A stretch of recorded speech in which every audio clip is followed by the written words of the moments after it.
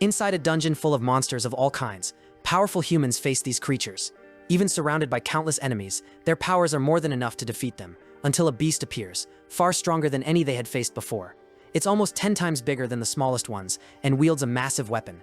Seeing this, an experienced warrior shouts for Yudo to get out of there as fast as possible. The boy, the group squire, follows the order, trembling with fear. But before he can escape, the monster's first attack is aimed directly at him. Unfortunately, he takes the hit head-on, gets thrown backward, and slams into a wall, badly injured. The veteran criticizes his lack of strength, but without wasting time, charges forward and takes down the threat with a blow so strong it pierces through the monster, killing it and leaving it on the ground. Right after, a magical stone materializes from within the creature. Everyone is impressed and celebrates the victory. With the battle over, the veteran thanks the porter for his work. The squire is Yudo Kirishima, an F-class adventurer. This time he truly thought he was going to die. But his resilience is like that of a cockroach. The adventurer then gives the protagonist a bonus, a single small coin, and while it might seem like a nice gesture, it's not even enough to pay for one day's worth of food. That's why Yudo believes that one day, everyone who mocks him will regret it. In the future, he will become strong and reach the rank of a high-class adventurer. One day, dungeons like this began appearing all over the world, and around that same time, humanity awakened to magic. That's how the adventurer profession was born. They are the ones responsible for defeating monsters in exchange for money. However, even with the rise of these powers, Yudo remained the weakest of them all. First of all, don't forget to leave a like and a comment, because it really helps us spread the video. Now, let's continue the story. Back in the dungeon, the group stands before a massive gate that seems to lead to the boss's room. They say that if they clear this level, they'll reach their financial goal for the month. For some, it will be the first time in 10 years with the Black Guild that they'll earn so much money. But the veteran tells a teammate not to badmouth the guild in front of the rookies. After all, it's such a good place that even a failure like the squire can work there. Remembering that, several start laughing. Since his failure is so obvious, it's impossible not to. Until one of them, still laughing, asks them to stop. The protagonist, on the other hand, has the Sage class. It's supposed to be a melee class with high magic and control over multiple elements. But in practice, he has little health and only 1 mana point. Without magic, it's impossible to use any ability of this rare class, which is simply ridiculous. Yudo has to endure this kind of humiliation every day. And since he just stands around without doing much, he's constantly bullied as well. The veteran comments that after the boy's parents died, he had to take care of his younger sister alone. The protagonist confirms, explaining that she's still in high school, and he needs money to pay her tuition. At that moment, the adventurer says that because he's so kind, the squire will receive a special mission. Then, finally revealing the group's true intentions, the stronger adventurers open the gate and shove the weakest one inside. He falls to the ground, completely stunned and unable to believe what just happened. The veteran explains that the conditions for clearing this dungeon were recently discovered. Yudo looks around and finds ancient text carved into a nearby stone. It says that the belly of the land's starving monster must be given an offering, and that offering is, simply put, a human sacrifice. Yudo panics as he realizes what this means, but it's already too late. He's inside as the sacrifice. Even as he shouts for them to wait, no one helps him. They just mock him until the door shuts. In the end, that was their plan from the very beginning. Within seconds, the room's torches light up. The hero then sees who will carry out the sacrifice. It's a monster wielding a massive scythe, looking anything but friendly. Yudo feels danger closing in, and the instant the scythe swings his way, he dodges quickly. He dodges again and again, still not understanding how he ended up in this situation. But the monster doesn't care about that. All it wants is to capture its prey, using all the force it needs. After being struck by a powerful blow, the protagonist is thrown into a pile of bones, badly injured. The monster approaches slowly to finish what it started. If this keeps up, the boy will die. He needs to think fast. As it moves, the monster reveals a container full of souls, which seems to also hold the one meant for the sacrifice. At that moment, the hero realizes his end might be near. But that thought changes when his phone rings. Looking at it, he sees a picture of his sister. He remembers how she sees him as a true hero, and having someone so important believe in him is enough to make him start believing in himself too. With all the strength he has, the protagonist blocks the attack with his shield. After all, with so much at stake, giving up now is not an option. The monster's blow crashes against the boy's defense until, suddenly, a golden light appears, shocking them both. Along with the light, a system message appears, saying that the preparations for awakening are complete. Right after, it asks if he wants to activate the sage's unique skill, called Successor. It was the first time the protagonist had ever seen something like this. Even without fully understanding what it meant, his instincts screamed at him not to let this chance slip away. Upon confirming the choice, the awakening begins. As soon as he accepts the conditions, a golden light bursts out, causing destruction all around, and startling the monster. From there, the protagonist begins to levitate, as a mysterious power flows into his body. 2 years earlier, when he discovered his unique skills through research, he had been excited at the thought of becoming an adventurer. He believed he could escape poverty and saw a bright future ahead. But with an extremely low mana level, He couldn't use any of the sage's skills. Before he knew it, Yudo had become an adventurer stuck forever at the lowest level. Even when he found a guild to work for, it turned out to be corrupt, treating him only as a tool. Still, Yudo never forgot the person he needed to protect. Now, with this new power, the protagonist declares that he won't die in a place like this. The legendary skill's successor awakens, unleashing the martial arts magic of the sage. In addition, the shield tree is unlocked, the power of a sage who mastered the way of the sword through magic. Now, the skills of a melee combat sage flow through his veins. The monster charges, trying to put an end to the boy's sudden comeback. But this time, the protagonist dodges and counterattacks with a precise kick. Now he feels his body as light as a feather. The memories of the martial arts sage flow inside him, and Yudo instinctively knows what to do. This changes everything for the boy, because for the first time, he can truly chase after what he wants. Back in the fight, the battle seems balanced, until the monster grins maliciously and swallows the container full of souls. By consuming it, its strength multiplies, revealing that it had been feeding on adventurers' souls the entire time. But this time, the boy warns that it won't get the taste of his soul. The monster ignores the threat and begins unleashing violent attacks.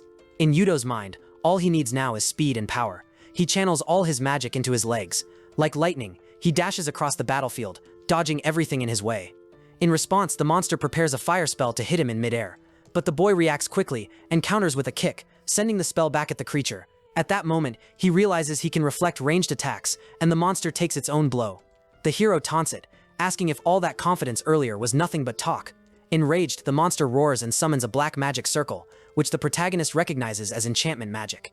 That means it's about to attack at full power, but it also means it will be defenseless for a few seconds. Gathering all his magic into his hands, the protagonist forms an energy sword. At that moment, the monster fires a massive magic beam. Proud of its own power, its expression shifts to fear when the protagonist vanishes and reappears behind it, piercing its chest with a single sword strike wrapped in aura. With the monster defeated, the hero receives the achievement for eliminating the D-rank boss known as the Undead Demon. He also earns the Solo Clear bonus, a magic stone the size of his hand. He celebrates wholeheartedly, marking the first of many victories. Later, sitting on a park bench, the protagonist reflects on how the guild had confiscated all the magic stones and items, which leads him to decide to leave. At least he managed to keep the bonus orb, which is probably a rare item. Suddenly, his watch beeps, announcing a large-scale mission to defeat a necromancer, something that naturally sparks his curiosity. At the location, about 100 participants gather. The dungeon is C-class, and completely different from the G-class ones the boy was used to. A thug remarks in surprise at seeing the hero there and mocks it, asking what the weakest member of the guild thinks he's trying to prove. He even makes sure to say the boy will crawl in misery forever. Yudo agrees, but only when it comes to the Yudo he used to be. Now he's someone else entirely. As a first step, the hero faces the intimidation head-on and tells the thug not to be arrogant, which irritates him deeply. But before the fight can start, a shout draws everyone's attention, and one of the adventurers points toward the sound. Approaching is Serena Hattori, an A-class adventurer and vice leader of the Silverwings Guild.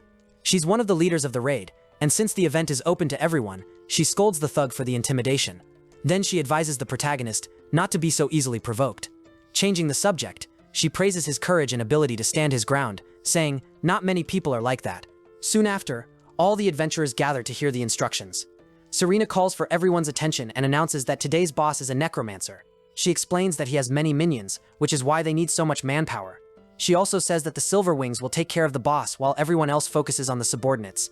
However, a sudden light appears behind her, alarming everyone, especially because before they even enter the portal, monsters start pouring out. It was completely different from what everyone expected. Serena shouts for them to stick to the plan and hold their assigned positions. But out of nowhere, an old man appears right in front of her, making her lose her balance and fall down the stairs. Seeing this, Yudo sprints at full speed and catches her at the last moment, saving the damsel in distress. With Serena in his arms, he asks if she's okay. Now it's her turn to be embarrassed. Naturally, the vice leader notices that his magical power is immense, and since the boy was considered weak, the situation feels strange. Straight to the point, Yudo asks if he should handle it. But suddenly, his pocket starts glowing. The undead orb begins reacting for some reason, and when the hero takes a closer look, he notices something that makes him very happy. Without wasting time, the old man lunges forward, trying to slice him in half with his sword. But the protagonist not only dodges, he also lands a powerful kick to the monster's armor, punching a hole in its chest plate and revealing the core. Even so, taking down the boss wouldn't be that simple. The old man grabs Yudo's leg and throws him hard against the wall, causing severe injuries. The hit deals a lot of damage to Yudo, but he can still fight, thanks to the resilience of the martial arts sage. Now, even after being beaten down, he smiles, because he's finally met all the requirements. To unlock a new skill, he needed to find an ancestral hero and resonate with an adventurer's soul. That's how the successor skill was activated, and the system asked if he wanted to continue, making it the perfect moment for a true Yudo showtime. While the main battle rages, the adventurers are fighting the necromancer's minions. Among them, the same thug from before easily takes down an enemy with a single spear strike, knocking a skeleton's head clean off. But since they were undead, that wasn't enough to kill them. The skeleton simply picks up its skull from the ground and places it back on its spine, showing the brute that the fight wouldn't be so easy. At that point, it didn't matter how many they took down, their numbers never seemed to decrease. Yudo holds his ground, keeping the boss occupied while the others attack the skeletons. During a clash, he blocks a strike, but the force of the wind throws him back, causing pain. It seemed impossible to win using sword techniques alone. To fix this, Yudo summons several magic circles under his feet. With that, he unlocks the passive skill of the Sage of Knowledge, known as Instant Foresight. The necromancer charges at him, but this time, the protagonist's eyes can easily predict its movements. Instant Foresight allows the user to anticipate the enemy's next attack. Maybe the hero couldn't win with just the martial arts sage, and the Sage of Knowledge alone wouldn't be enough either, but the fusion of strength and wisdom creates a powerful result. That result is proven the moment he effortlessly destroys the necromancer's core. In Japan, only 3 other people besides him had ever reached sage rank. All 3 are specialists in ranged attacks, and therefore mage-type adventurers. Serena begins to wonder if the hero is really just a regular sage. Now that the boss is down, only the undead soldiers remain. But within seconds, they start collapsing, and all the energy focuses until the necromancer is killed through its core. Then, the old man rises again, and even while praising the adventurer, claims that he still won't be able to defeat him. At that moment, the brute panics when he realizes the necromancer has absorbed the skeleton soldiers to regenerate. Even worse, the other adventurers are starting to lose to the endlessly regenerating skeletons. Faced with this, one of the Silver Wings members tells Serena to retreat for now. Unfortunately, that seems to be the only option, so she won't feel discouraged. The protagonist reassures her, saying he'll handle it, and positions himself in front of the monster again. Back then, it was said that the undead orb could reveal the enemy's weakness depending on the magical power of the one holding it. So Yudo raises the orb and asks everyone to lend him their strength. With that, the remaining skeletons are surrounded by the souls of fallen adventurers, piquing the necromancer's curiosity. This was the strategy to prevent the sorcerer from reviving his servants. With another skill, the protagonist creates several energy swords in the air and warns the monster that it underestimated humans. While the skeletons are trapped by the souls of fallen adventurers, an S-rank skill called Coordinated Designation makes each energy sword strike its target like a guided missile. Thus, all the monsters are destroyed. One of the earlier brutes is left dumbfounded, realizing that the guy he thought was a loser just effortlessly defeated the necromancer boss of a C-rank dungeon. Now the hero's life level is at B, and his magic level is at S. With the success message flashing for everyone to see, the adventurers cheer and applaud. They rush in to hug him and invite him to join their parties next time. With all this attention, the hero remembers his old fake friends. But as he turns around, he notices the expressions of everyone talking to him now are completely different. This makes Yudo genuinely happy, which annoys the tough guys. Suddenly, something catches the boy's attention. Looking at the necromancer, it almost feels like the creature is calling to him. One of the brutes notices something and shouts, "Kiroshima!" But the necromancer vanishes. Not only him, but the hero disappears as well, teleported to another place. Without knowing where he is, standing in a grassy field, a strange being starts approaching. Emerging from the darkness, it reveals itself as a terrifying monster, enough to unsettle both the boy and the system itself, which issues a warning to stay away. The instant the monster appears before him, the alert puts the hero on full combat readiness, but it doesn't help much. The monster closes the distance in a blink, giving the hero the chilling sense that he's already dead. He only survives thanks to the foresight ability of the Sage of Knowledge, which was already active. He dodges, and right beside him, everything around is obliterated. If not for instant foresight, he wouldn't be alive. Facing such overwhelming presence, Yudo feels fear. He's never seen anything like it. Even while trembling, he finds it exciting. The system then announces that the Sage of Martial Arts is impressed by the successor's courage. Back in the standoff, the two lock eyes, and it looks like the monster is about to attack. But before it can, an even bigger monster appears from behind and swallows the first one whole, right in front of the hero. The situation gets worse as a shadow of an even more colossal monster looms in the sky. Moments later, an explosion engulfs the field, leaving the hero completely bewildered. When the dust settles, the monster has been slain by a giant dragon, showing the brutal law of the jungle. Instead of fear, the hero finds it amusing to realize he's just an ant surrounded by predators. But suddenly, a sharp, crushing headache strikes, and a message echoes in his mind, saying it's still too soon. A few seconds later, he opens his eyes again, now lying in his own bed. Naturally, Yudo thinks it's strange and assumes it was just a dream. But the truth is, his memory is scrambled after the fight with the necromancer. Not only does he not know how he got home, but his hands are shaking and his face is bleeding, proof it was all real. A smile forms on his face at the thought that one day he might reach that level of power. Suddenly, his younger sister knocks on the door and asks if he's awake yet. I immediately wonder if something happened with Arisa, but she just seems annoyed that I'm still sleeping since it's already breakfast time. Heading to the kitchen, I'm surprised to see she's prepared a breakfast loaded with delicious food. I ask what's the occasion for such a fancy breakfast, and she says that since I brought back a good amount of money this time, she went all out cooking. She also just wants me to eat. I start remembering all the hardships we've been through. If I had given up back then, I would have made my sister cry again. Now, I eat the delicious meal she made for me, and of course, I start crying. Arisa panics, not understanding why I'm crying. I tell her it must be the onions in the burger, but she doesn't buy it. She asks if the food is bad, and that makes me stand up and tell her just how amazing it is. We both sit down and eat in peace, enjoying the warm moment, until after the meal, she says she has something to tell me. She grabs a piece of paper from on top of the microwave and shows it to me, saying it's something for my new beginning. In a massive tower surrounded by forests in the city, I can hardly believe I'm back. This is the Adventurer Aptitude Test, also called the Experiment.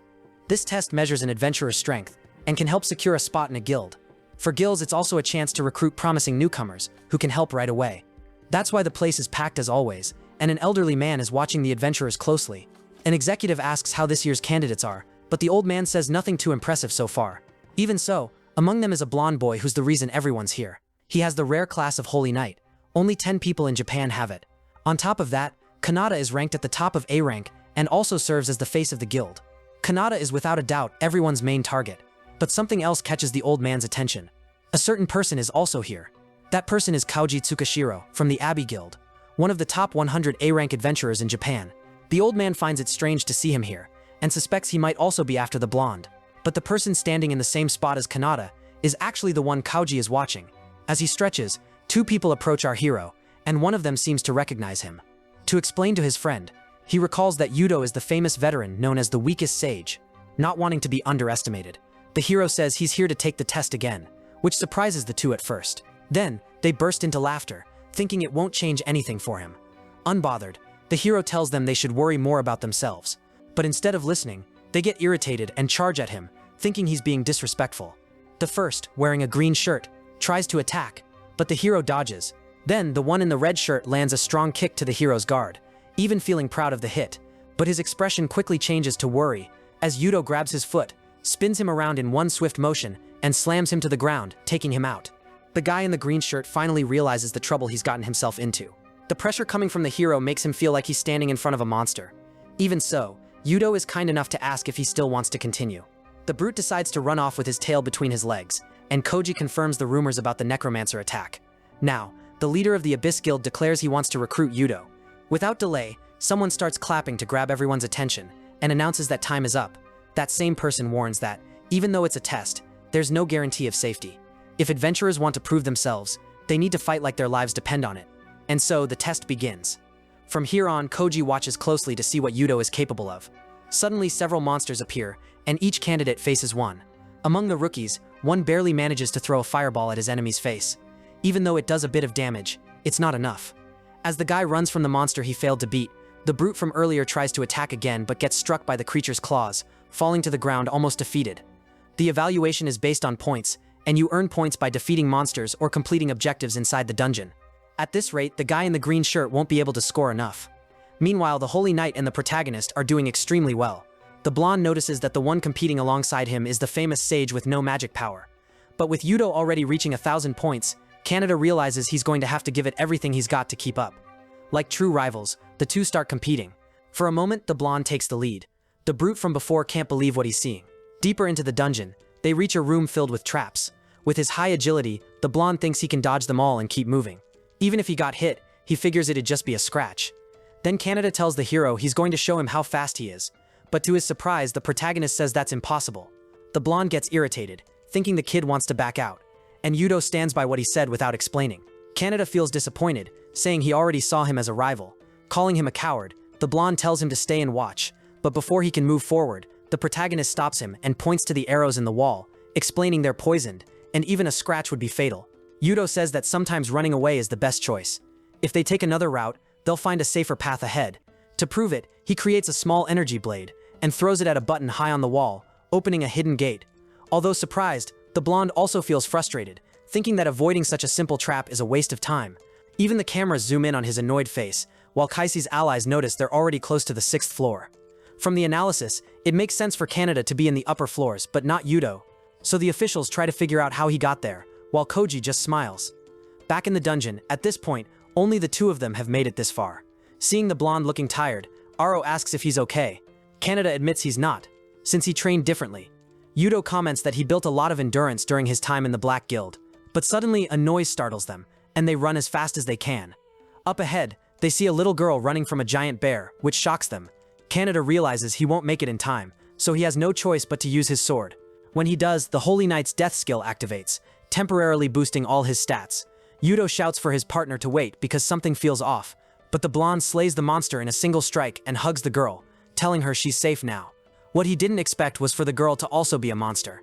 Seeing this from a distance, the protagonist quickly activates his power and hurls an energy blade at the treacherous creature. Fortunately, he hits his target, finishing the monster with that one attack.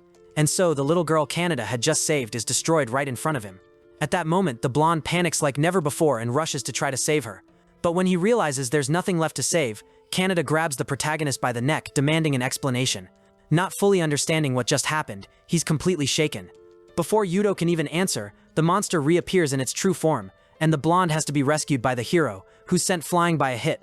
Finally, Kaneda realizes the magnitude of his mistake, and the protagonist explains it was a mimic-type monster. The creature, still in little girl form, attacks the blonde again, but he can't move due to the recoil from his skill. To fix that, the protagonist rushes in and delivers a powerful kick, wiping the monster out for good. In the end, Kaneda wants to know the reason for all this. Yudo tells him he was left unable to fight because he recklessly used his ultimate skill. But what the blonde really wanted to understand was why the hero didn't hesitate for even a second. The protagonist rephrases his answer, saying it was obvious it was a monster. Even so, that wasn't what Kaneda meant. The blonde wanted to know why Yudo acted so recklessly, and why he was so desperate to get stronger. Reaching out his hand, the hero says it's important to stay calm and assess the situation. But Kaneda reacts childishly and slaps his hand away. He asks if Yudo thinks he's better than him and is pretending to be an expert. He also says the hero could never understand how he feels. That's why he declares that from now on they'll each go their own way, which the protagonist finds odd since they're still headed to the same place. Kaneda takes pride in finally reaching the top of the 10th floor, knowing that if he passes this point, he'll be chosen among the best. Suddenly something catches his attention, and he instinctively dodges a deadly strike, managing to reposition himself. A skeletal knight appears, mocking him and saying that a rat sure knows how to run. Being the proud knight he is, the blonde draws his sword and activates his secret skill, determined to make the monster regret it. He needs to finish this before the skill's effect runs out. The monster is slightly impressed, but still blocks every strike with ease. Not even Kaneda's strongest attack can break through the skeleton knight's defense. The enemy says the sword's shine is annoying. At that moment, the 5-second immobilization penalty kicks in. The monster easily breaks the blonde's guard and lands a blow that sends him rolling across the ground. As soon as he stops, the system announces that due to the backlash, all his abilities will be weakened. To avoid major damage during a dungeon collapse, adventurers usually fight until the very end. That's exactly what Kaneda's parents did, and the day he got that news was the same day he decided to become an S-rank adventurer. Back in the fight, the skeleton knight shows a bit of mercy and tells the boy to just walk away. But in that instant, the blonde's eyes blaze with fury, and a red aura engulfs his body. After all, the Camo family is made up of warriors who never run. Shouting this at the monster, the blonde charges forward at high speed. The knight blocks him with ease, saying all that effort is pointless. Then, a bright white light bursts forth, accompanied by a voice congratulating the boy for holding out this long. It's the protagonist, once again saving the blonde's life. Even when his energy sword shatters against the monster's strike, he refuses to give up his position on the front line. Standing before them, Yudo is determined to show what it means for a veteran to guide a rookie. When the hero arrives, Kaneda doesn't feel relieved. He feels insulted, so he tells Yudo to mind his own business. But this is definitely not the time for stubbornness. Kaneda insists this is the fight he chose. The hero asks if he's happy to die here. Yudo doesn't fully understand the blonde's ideals, but he believes he's chasing something. So the question is, was all this effort just for that? Without an answer, Kaneda lets Yudo fight, but still thinks it's impossible for someone who ran from a trap to win. Back in battle, the monster charges, asking what the boy plans to do with that toy. With one blow, he destroys the hero's sword again and sends him flying. Irritated, the monster tells him to grab a real sword, since this is a duel between knights, but Yudo answers that the sword isn't his. Even so, the skeleton knight warns that without a real blade, he'll never pierce his armor. The hero, however, says he can still run, surprising everyone. That's exactly what Kaneda was expecting. First, Yudo interrupted a duel between knights, then showed up wielding a weak sword. To make things worse, Nami wants to walk away from the fight, since everyone knows the knight's code of honor. Furious, the monster charges for a final strike, but the hero dodges with a high leap, confusing the horse and making the skeleton knight fall. Yudo had already predicted the monster's move, because a lancer's attack always comes as a direct charge. That's why the blonde realizes the hero used the enemy's own nature against him. While summoning a massive energy arrow in the sky, Yudo tells Kaneda to remember what he's about to say. He says retreating doesn't mean giving up, then fires the spell at the skeleton knight. The attack hits dead on, flying right over the blonde and destroying everything in its path. Yudo knew that this type of monster grows stronger thanks to its mount. Without the horse, it's just a regular soldier. That's how the protagonist managed to score double the points of the second-place record holder in history. Yudo can hardly believe he won with a ranking higher than the nation's best. Now Kaneda looks at the hero differently, trying to figure out what he does that gets him the same results. With nothing left to do in that tower, the two head back to the testing hall. Soon, officials from various guilds rush in to recruit them. Naturally, the protagonist gets more offers, since he was the only one to defeat the final boss. Even while ignored by the crowd, Kaneda gets an unexpected visit. The blonde woman recognizes Kauji instantly, and he says it's an honor to be remembered by someone as talented as Kaneda. Of course, it's easy to remember someone with S-rank skills. She mentions that the protagonist is on the other side. But Kauji didn't come to talk to the wrong person. The one he wants is Kaneda. Naturally, she questions whether he's really being invited to the Abyss Guild after acting so disgracefully. The guild leader simply says they'll talk more in the car. As for Yudo, since he proved even more impressive than expected, Kauji had an idea better than just an invitation. This is the first time the protagonist has received so much attention, but the excitement doesn't last long. Suddenly, everyone's phones start ringing. On the testing hall's main screen, it shows that there's been a dungeon invasion at Minnan Secondary School. So far, 2 Class A adventurers have been killed, and the estimated threat level is a disaster for 100,000 people. The worst part is the location. When Yudo checks his phone, he sees messages from Arisa saying something is happening at her school. Guild officials call for the hero to evacuate with them immediately, but when they look around, he's already gone. Now all that matters is that the protagonist runs as fast as possible to save Arisa. At the scene of the tragedy, several people are pushed back by the police while a reporter records everything. Civilians shout to be let in because their family members are inside, but the officers hold them back even though they don't want to be in that position either. One person, however, doesn't hesitate to jump over the barricade.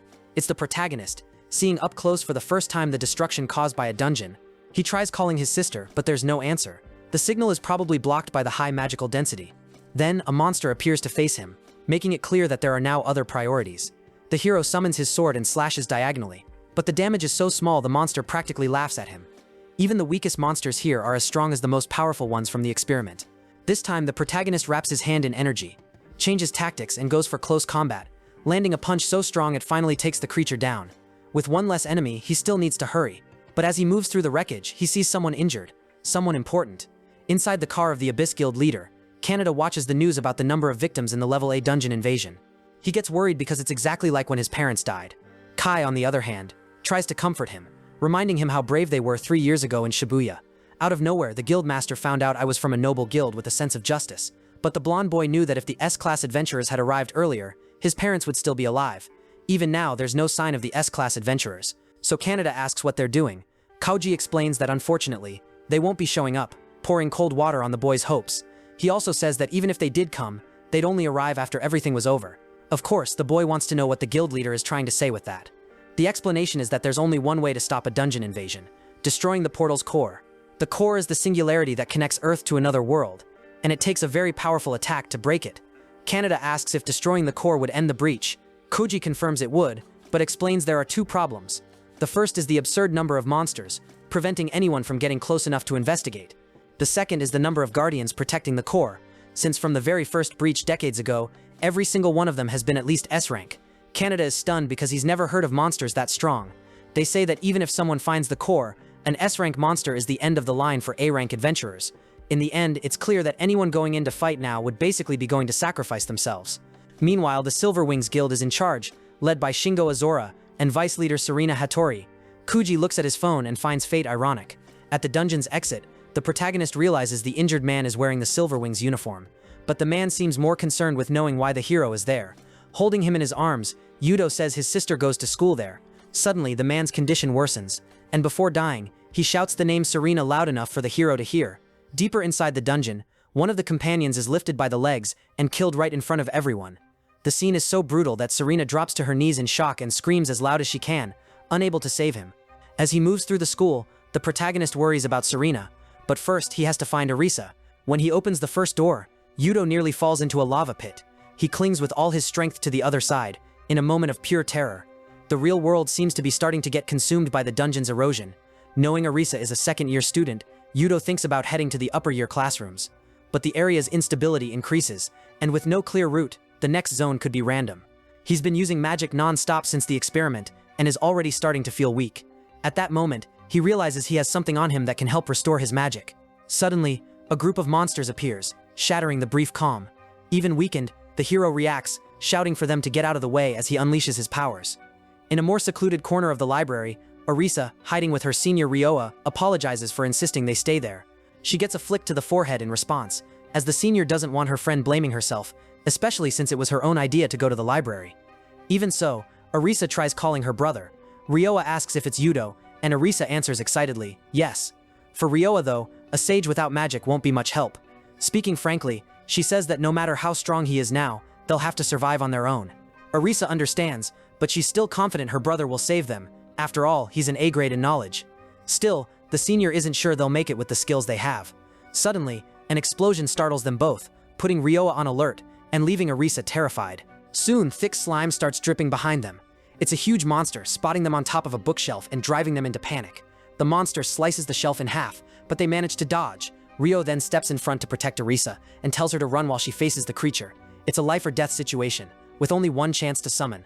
She activates the command, and angelic wings appear, but the summoning is just a white dove. The monster raises its weapon to strike, and Ryoa knows she wasn't lucky. At that moment, two people arrive just in time. A punch to the monster's jaw sends it flying.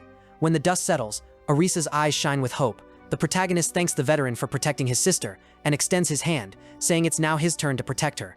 Even though it's just politeness, Kuka takes it as the charm of a prince. While the two share a brief glance, the monster recovers from the blow, which excites the protagonist since everyone there is as strong as bosses. With them facing off, Ryoka watches the fight for a moment.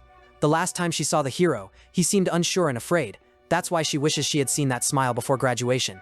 First, the protagonist grabs a table and positions it as a barricade to protect the girls. Suddenly, he starts pushing the table with force, running straight toward the monster. The Minotaur reacts by smashing the table with a single strike, splitting it in half. But once it's over, it realizes no one was behind it. Taking advantage of the opening, the protagonist jumps in for an aerial attack. However, the monster blocks and throws him far away, making him crash into several shelves, which leaves his younger sister desperate. This monster seems to have even stronger muscles than ogres and greater strength than the skeletal knight. The hero begins to doubt whether he can defeat it. Kurup yells that monsters like that usually have their legs as a weak spot. The system confirms she's right. The protagonist thanks her for the tip. With a new strategy in mind, he charges forward, confident he can take down the giant. He lands a kick to the Minotaur's calf, dealing the expected damage. The monster stumbles, reigniting the girl's hope, but since they're so close, the creature opens its mouth to devour the hero alive. That's exactly what the boy wanted. The surprise is revealed. The protagonist activates his energy burst, piercing through the beast's body, since it can't reinforce its insides the way it does its exterior. Arisa thanks him for saving her, but he gives the credit to the necklace he's wearing. It was the graduation gift she had given him. Since Arisa's feelings were in it, they probably turned into stored magic power. The girl says she's relieved she could get the two of them in sync. The magic stone in her hair serves to let her brother know where she is. That's why she always wears it, and the protagonist thanks her for the help. He says he only found the way to that floor because of a pigeon that flew out of the library. But since it was a coincidence, the girl admits she hadn't planned anything. The hero then asks if she's Ryo, making her curious about how he knows her name. Udo explains that she ranked first in the annual exam, making her unforgettable to him.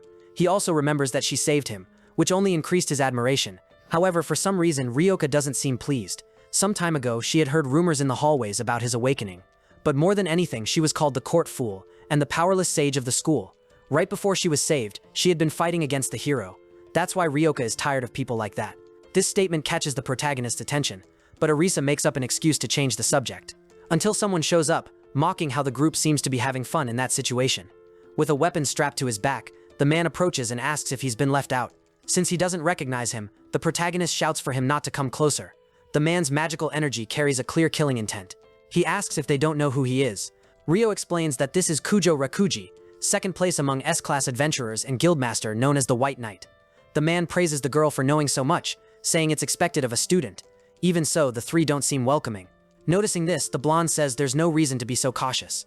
Since he's on a national-level mission, he disappears to get back to work. But that mission turns out to be completely different when Kujo reappears with his spear pointed at the hero, saying he's going to finish him off. Outside the school, a girl comments that once again, the young master is making his move. A man beside her asks if she thinks he'll lose to a rank A guild, but that's not what she meant, since right now their main goal is to make sure the prey doesn't escape. Back in the library, the protagonist is hit directly, and while his sister worries, Yudo shouts for her not to come closer. Still shouting, the hero demands to know why an S-class would want to attack him. The blonde simply says they're making too much noise and charges forward using an illusion-based cloning technique. Fortunately, the protagonist manages to dodge the first strike, surprising the adventurer since his attack should have appeared distorted. Even without fighting seriously, the protagonist can still dodge with ease, something a rank A shouldn't be able to do. So the blonde changes tactics and goes after Yudo's younger sister first. In an instant, the blade gets close. But at the last second, the hero throws himself in front of her and shoves the man back hard, telling him to stop messing around, making him slide away. Kujo grows curious whether the protagonist is actually an A-level adventurer. Budo Kiroshima introduces himself as an F-level adventurer, which makes the man laugh almost uncontrollably, but leaves the blonde furious for having been underestimated like that. The hero tries to show his registration card to prove he's not lying. But without caring, Kujo charges at him, using his skill called Spear of Death. Even though the protagonist dodges, the blow still grazes him, making Yudo realize the hard way that the illusion was real. Kujo remarks that it's funny, since his skill turns the real into fake and the fake into real. Even so, the protagonist believes that if he breaks them all, there won't be a problem. But the blonde insists it won't make sense, and somehow neutralizes the hero's ability with an identical illusion, knocking Yudo to his knees after landing a hit. With this easy victory, Kujo says the kid is way too weak, and Yudo gets a close look at how terrifying an S-rank's power really is. Even so, the man walks toward the girls, saying it would be fun to kill a self-proclaimed F-rank. Kujo, however, finds it more interesting to see Yudo's gentle face twisted in despair. The protagonist tries with all his might to stop him, but can't, and the blonde declares he's going to kill them all anyway. At that moment, the hero realizes he's been mistaken. He thought that power was his, but in reality, he's only been able to fight this long because of the successor. So Yudo wonders if being a magicless sage is something that truly belongs to him. As an F-rank adventurer, he would never be able to defeat an S-rank. Giving up feels like the natural option, but the wisdom of the system asks if he's really going to let it all end here, making Yudo think twice. The system then asks if he's willing to lose his sister, which finally snaps him back to his senses. The protagonist shouts that he won't let anything happen to her, making the sage proud. He says that to move forward, he needs to defeat that guy, because at some point, Yudo must reach that green field again to protect what's precious. The sage advises the protagonist to want it with all his heart, and strike with even more determination. And so, the peak of the martial arts sage is finally reached. At the end of his speech, the martial arts sage responds to the firm resolve of his successor by offering the inheritance of the celestial sword. A rift in space-time opens before the protagonist. Along with it, a warning from the sage appears in the system. If the boy's will falters, his soul will be consumed by the sword's killing intent. But by now, Yudo doesn't care about the consequences. He's already made his choice. And that choice is to never let an opportunity slip away again, no matter the cost. When he pulls the sword from the rift, a tornado of energy bursts from the ground. All eyes from Kujo to the girls turn toward the event. On the blonde's face there's clear concern, and in the girl's eyes perhaps a glimmer of hope. Radiating power, Yudo raises the celestial sword, gathering an immense amount of energy. The sword bears inscriptions that make it a living weapon. Without hesitation, the protagonist declares Kujo as his future opponent. In the sky there's both dawn and dusk. They say no one can hold on to those moments. Of course, everyone dreams of the sky, and even more so they long to reach the paradise of the Menth. That's where the celestial sword lies. And now it will be part of our hero's fight to protect Orisa and Ryoa. Orisa is clearly shaken by her brother's state. The same goes for the blonde, who wonders if he's even the same person as before. Kujo jokes that powerful weapons always ruin the fun of a fight. But before he can continue, the protagonist vanishes, and in a flash of light reappears near Kujo, delivering a powerful strike. The attack slams the S-rank into the wall hard, just like what happened to the hero at the start. Even injured, Kujo laughs, thinking this is all insane. But Yudo doesn't answer. It's clear from his expression that he's not playing around. Moments ago, the hero was getting beaten badly, but now the tables have completely turned. That's why Kuka asks if the protagonist always acts like this. Even his sister, who knows him well, admits she doesn't know. This is the first time she's seen him fight. Still, she agrees he really doesn't seem like the same person. Back in the fight, the hero asks if the guy could just leave quietly without making a scene. The blonde pretends to think for a second, then shouts he'd never do that, charging again with his spear. This time he believes old tricks won't work, certain he'll win relying on his spear technique. He attacks repeatedly, but the protagonist defends and counters with precision. Stokumo tries another strike, but Uda blocks it with ease, almost effortlessly. The blonde doesn't know what kind of sword that is, but thinks spears should have the advantage over swords. Only that's not how it goes. because the protagonist slips past his guard and almost lands a killing blow. If Kujo hadn't ducked at the last moment, quickly the adventurer repositions, taking a ready stance with his spear to attack again, but the protagonist kicks the weapon, pinning it to the floor. Then he jumps, uses the spear's shaft to push off, and strikes down from above, a blow Kujo barely manages to block. Kujo shouts, asking if the kid isn't afraid. The protagonist's eyes show no hesitation. If anything, they seem lost, consumed by the sword's aura. Little by little, he grows more reckless, making the spear's advantage seem small. Once again, the blonde barely escapes being finished off, but this time, he takes a cut to his right shoulder. He tries every possible angle to regain control of the fight. When he can't, Kujo smashes through a wall and runs into the school hallway. As the protagonist chases, the blonde feels proud of his repositioning strategy. Face to face with the hero, Kujo admits the kid is really tough. He says if he had known what trick the kid was hiding, he never would have messed with him. But now he drops his weapon too. To the protagonist's surprise, Yudo isn't the only one with a hidden trump card. As he summons a spear, Kujo explains that an illusion is created by the refraction of light. And conveniently, this weapon can turn that effect into something real. This is the A-rank weapon known as the Mirage Spear. Immediately, the blonde asks if the hero remembers the first strike he used on her during their fight. That's because this weapon perfectly matches her natural ability. On top of that, Kujo admits he lured the protagonist into the hallway specifically to make dodging multiple attacks harder. But in response, the protagonist says he'll just break through them all at once, leaving the blonde a little disappointed with the boy's lack of strategy. Still, she doesn't reject the hero's plan and charges forward, daring him to try. Udo, sword in hand, feels confident that by continuing to seek this connection, he can achieve greater feats than anyone else. Without breaking eye contact, he fires an energy blast from his sword and dashes at high speed toward the clones. Before the impact, the blonde guy realizes the situation is getting out of control. After the special attack, the ground is completely cleared. Like an experienced adventurer, Kujo decides to flee the fight. With no more threats nearby, the girls rush to check on the hero, but before tending to himself, he asks if they're okay. He's genuinely happy to see that the chaos seems to be over. A few seconds later, the blonde's companions ask if he's really going to abandon the mission just because he thinks they're facing an S-class dungeon. Kujo replies that there's nothing more to be done, especially because, as he turns around, it's clear his injuries almost killed him. His subordinates are curious about what caused such wounds to the young master. Either way, Kujo comments that only fools risk so much for so little. With his mind made up, the blonde calls his father and reports that the mission has failed. His father, who seems to have a strong personality, harshly criticizes him. Kujo bluntly says that if they're going to hire an assassin, it should be someone S-class. Even so, he makes it clear it won't be easy, because soon everyone will know. Soon the world will witness the rise of the powerful monster known as Yudo Kiroshima. Back at the fight's location, the girls rush to check on the protagonist. Luckily, he hasn't suffered any serious injuries, but that strange man managed to escape. Arisa comments that Yudo seems like a different person, and the hero replies it's thanks to the sword. When he tries to show the weapon to the girls, it starts to fade until it disappears completely. It seems that if he loses focus, the sword loses its form. Yudo explains he can't use it whenever he wants. Suddenly, the protagonist's phone rings, which is strange since there's no signal here. Unbelievably, it's an email from the blonde apologizing for the unexpected attack. This leaves the protagonist speechless and unsure how to respond. Then, a loud noise is heard, and the girls duck for cover. In another email, Kujo explains that he used an item to speed up his escape from the dungeon. This infuriates the protagonist, but he has no time to be angry. Suddenly, a monster appears right beneath them. The hero yells for everyone to get out quickly. As for how they'll escape, he tells them not to say anything to the teacher, since he jumped out the window with the girls in his arms, falling several stories.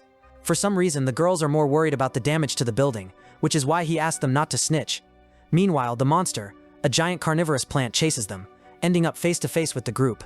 Faced with this, the protagonist asks Kuja to take care of the younger sister. At such a critical moment, the hero tries to focus on summoning the celestial sword again. But this time, it's not as easy as before, even though he thinks he's concentrating. He only realizes he's panicking when he looks back and sees his sister's frightened face. Meanwhile, the monster ignores the group for now, since it has already captured Serena, who is about to become plant food.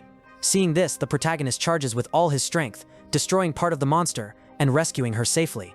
Thankfully, the girl is still conscious, though coughing heavily, and the hero tells her to rest for a bit. Before passing out, she hands the hero an item called the Stabilization Ring, capable of controlling the dungeon's collapse. This item will serve to absorb the Guardian if the core is attacked. If all goes well, it could also put an end to this nightmare. At that moment, the hero understands his mission, gripping the ring tightly to show he won't let her efforts go to waste. A bit farther away, a car speeds by with Kujo being treated inside. At this point, there's only 1 minute left before the dungeon's total collapse. When that happens, the entire east of Japan will be overrun by monsters.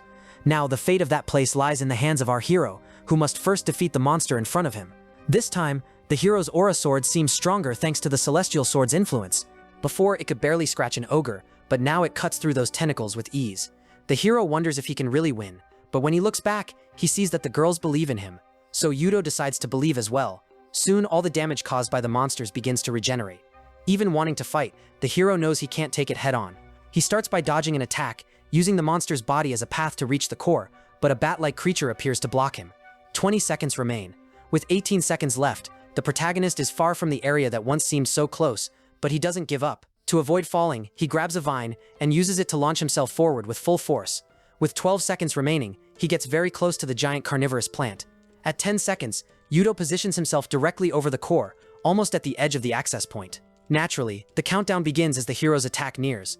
With 5 seconds left, the defenses around the core are destroyed. With 4 seconds, a small crack appears, and at 3 seconds, Yudo presses even harder. With only 2 seconds remaining, a crater finally opens in the core, and the protagonist quickly grabs the item Serena gave him. At the last moment, he presses it against the monster's energy source, releasing a blinding golden light across the area. In the United States, at the Pentagon's underground facility, several military personnel are gathered in front of high-tech computers. One officer announces that Japan is experiencing a dungeon rupture, and alerts the director. Surprisingly, the director seems satisfied, saying the destruction unfolded according to plan. It's revealed that Kujo is coordinating 5 major American guilds to act in Japan and the Western Pacific. Suddenly, someone arrives requesting the E5. This person is James Blood, the top-level American adventurer and leader of the guild's strategy. He declares that his guild alone will handle the situation, and the director trusts him. After all, controlling Japan would give them access to all the dungeons in the Pacific. But something strange happens, a sudden drop in energy. To their surprise, the dungeon rupture drops to 0%. The director shouts, "This doesn't make sense." Even James is curious to know who did it, knowing it wouldn't be easy for him. The only thought that crosses his mind is that the coalition of the 1,000 strongest guilds has taken action. A week later, at the university hospital, the person in charge is there holding flowers. By this time, the dungeon rupture has stabilized, becoming a controlled dungeon.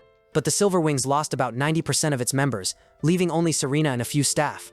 After gaining control of the dungeon, they began profiting from adventurers using it. Even so, the hero believes none of that will save any families.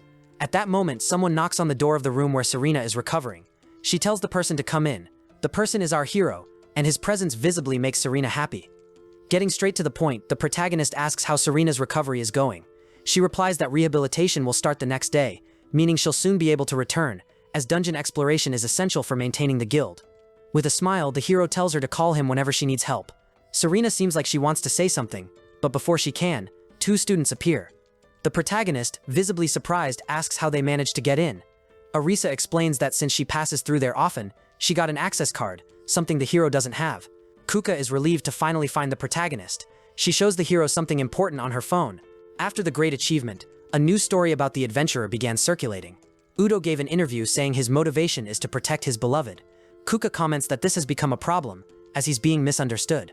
But for him, there's no issue openly expressing his love for his sister.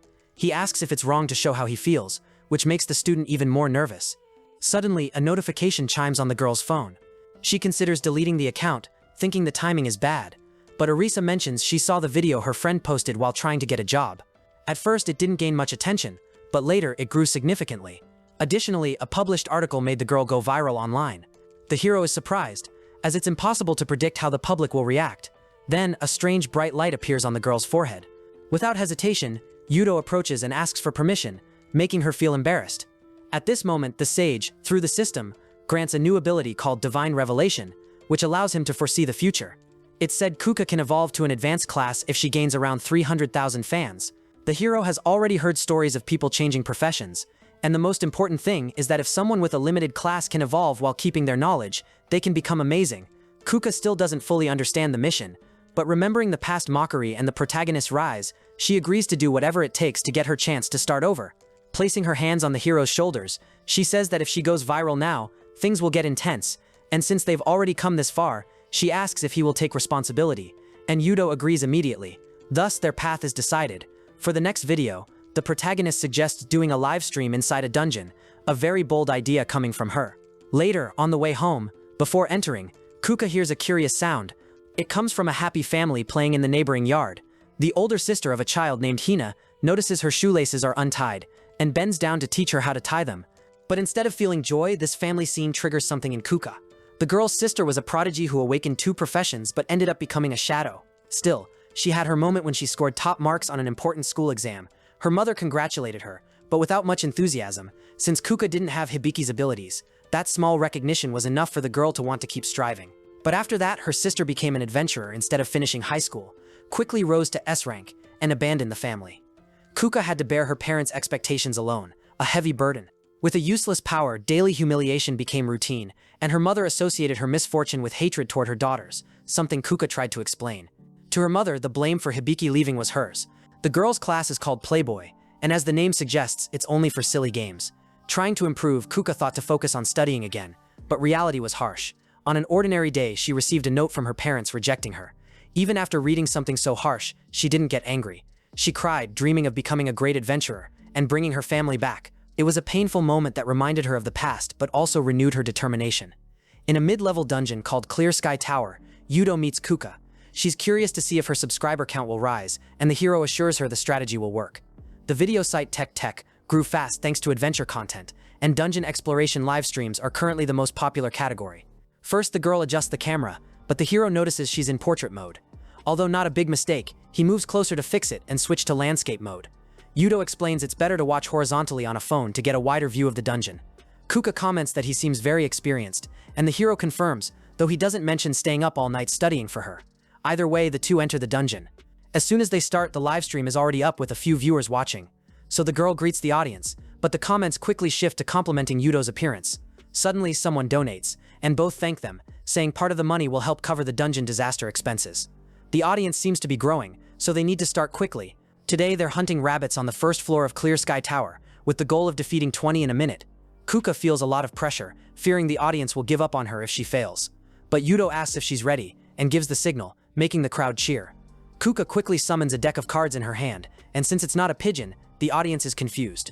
Surprisingly, the cards are sharp enough to pierce the monsters. This is Playboy's only offensive ability, which worries her a little. Even so, she knows she can't doubt herself now. She needs to give her best. Cupid launches another card attack, but unexpectedly, her deck is cut in half by a monster. To her surprise, it's a Vorpal rabbit, a stronger species. The rabbit charges at her quickly. While running and protecting her head, the viewers comment that someone needs to help and say she looks really cute. At that moment, Yudo apologizes for letting it happen and defeats the monster in a single blow with incredible speed.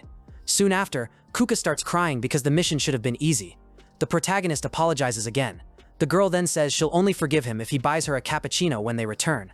Breaking the mood, Yudo senses something approaching and pulls the girl aside to escape. No one should be armed there, but a knife is stuck in the ground near them. Yudo demands that whoever is hiding show themselves. The hooded figure responds, saying everything is exactly as the rumors said. They mention the Zero Sage, leaving the viewers confused, wondering if it's all a setup.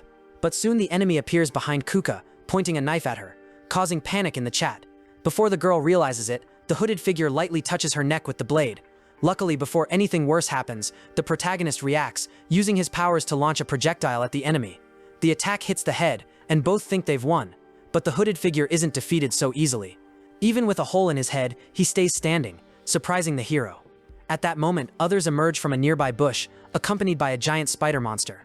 Kuka explains that they are puppeteers, a dangerous profession that controls magical puppets to attack. Suddenly, a system mission appears, asking the hero to defeat the assassin in exchange for 100 coins. What catches Kuka's attention is that this message didn't come from the sages. To make matters worse, someone far away starts posting calculated comments on the live stream. All are negative, saying the only option is to run. A wave of pessimistic comments appears, betting on the two dying, but the protagonist ignores them, thinking that if they find the real body, they'll be fine. Smiling, he thinks it's a good idea to fight while the girl gives the instructions. The assassin can't believe the protagonist wants to face him alone, but the hero says he's not alone, which only makes the enemy mock Ryoa, leaving her hurt. Yudo understands that Playboy's profession may seem like a game to some, but he makes it clear that the assassins won't make a difference either, which irritates the enemy. Shouting insults, the enemy advances with his puppets. Needing to protect someone, the boy sharpens his senses and summons the celestial sword once again. With the weapon in hand, the protagonist moves forward, greatly impressing Ryoa. The hero's strategy is to draw the enemy's attention to himself. This prevents them from focusing on the girl, even without being certain of victory. Then, the girl begins to feel that this is someone who trusts her, very different from her past family experiences. Ryoga knows better than anyone how scary it is to be pressured to succeed. Even scared, The girl thinks carefully about what she's feeling and smiles, realizing she's truly happy. Without staying still, she summons a large number of pigeons flying toward the warriors. The enemy mocks her, saying it's useless no matter how many animals appear. But Kuka ignores him and asks the protagonist to keep the enemy distracted. Concentration and energy start to build, and she hopes the camera is capturing everything correctly because now she believes she can do something amazing if she tries. The Playboy class is known for being difficult to succeed in alone, but her strength lies in support abilities, like distraction. Now the girl can even share her vision with the pigeons. The results of daily training show up. In seconds, one of the pigeons spots the enemy. As soon as the 8 signal is given, the protagonist cuts through a tree and rushes after the opponent. The sense of being chased throws the assassin into a panic, but he can't do anything, because as soon as Yudo reaches the object controlling the puppeteer, he destroys everything with the celestial sword, forcing the enemy to his knees. With the hero's victory secured, Kuka scolds the hooded figure for what he said about her ability. Suddenly, a pigeon lands on the enemy's head to deliver his punishment, making the group reconsider how useful that class could be. Even so, Yudo makes a secret request to his friend. She finds it a little embarrassing, but the hero insists. Yuno then strikes a pose, declaring that justice transcends dimensions. Kuka mirrors the gesture, adding that emotions also cross dimensions. The two finish in a synchronized pose, ending the stream as the viewers laugh non-stop. Later that night, the protagonist praises Kuka's great work, and they exchange thanks with a handshake. The hero says it's time to head back. Before leaving, the girl insists on thanking him once more. Yudo says the victory was only possible thanks to her instructions, but that's not exactly what she meant. She lets the topic go and changes the subject to explain herself better. Kuka asks if she heard Yudo call her by her first name correctly. The protagonist quickly apologizes, saying he didn't notice, but she wasn't complaining, to the hero's surprise. She smiles and says that from now on, Yudo can call her Suzuka.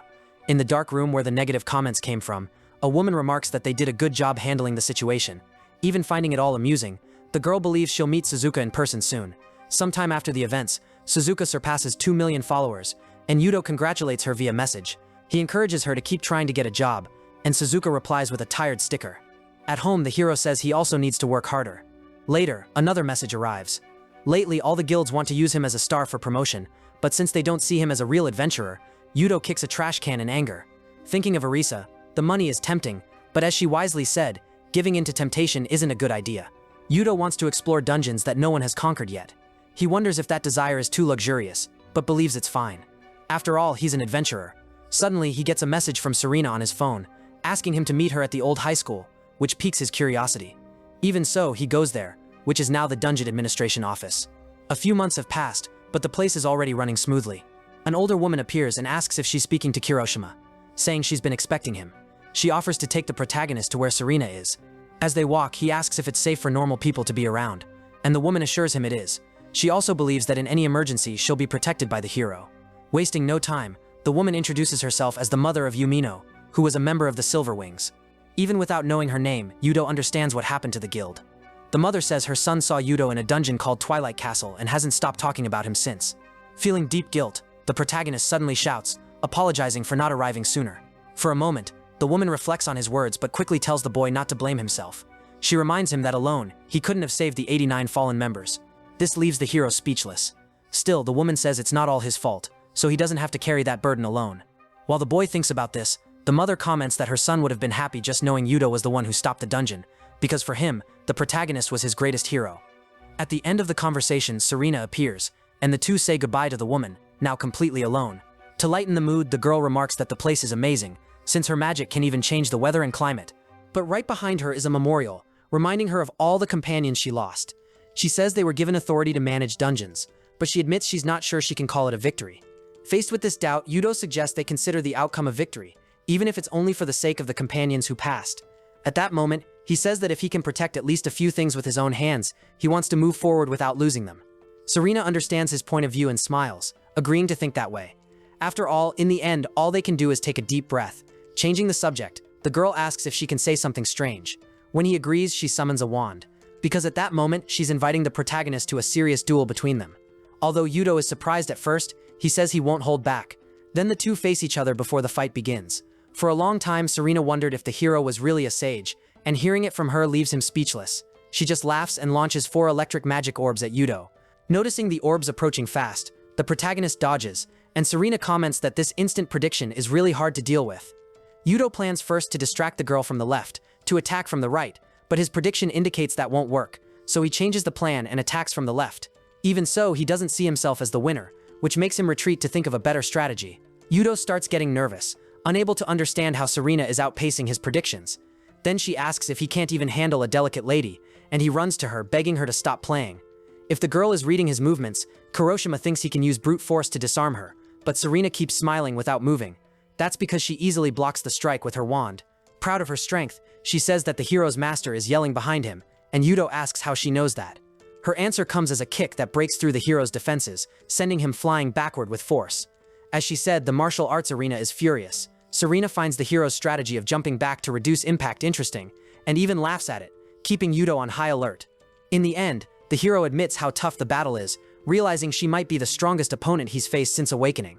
Amused, the girl remembers that she hasn't revealed her class yet. Considering the wand and magic attacks, Yudo guesses she's a conductor, and he's right.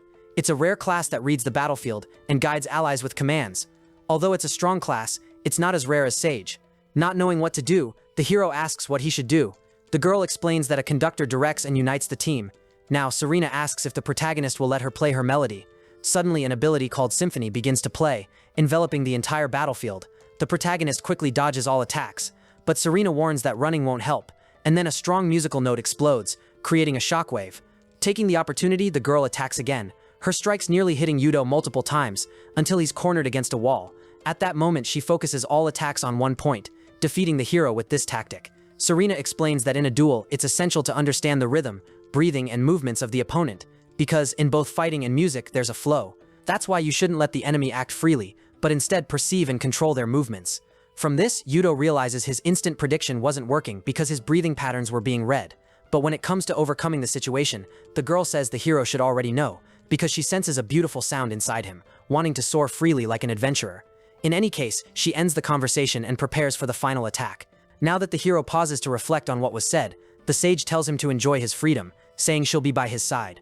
With a quick thought, the protagonist understands the meaning behind it all.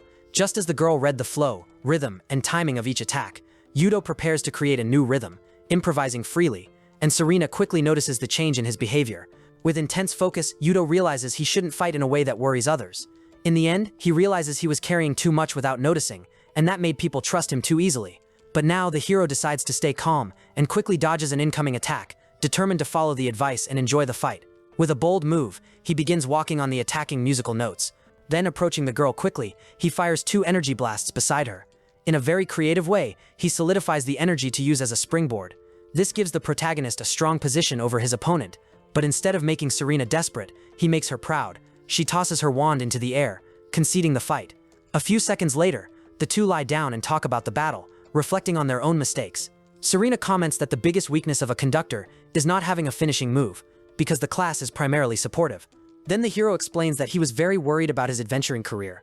But thanks to Serena's help, he can now smile with a calmer mind. And even happy with the recognition, the girl stands and says there's no need to thank her. After all, she's satisfied too, because she always wanted a duel with the hero.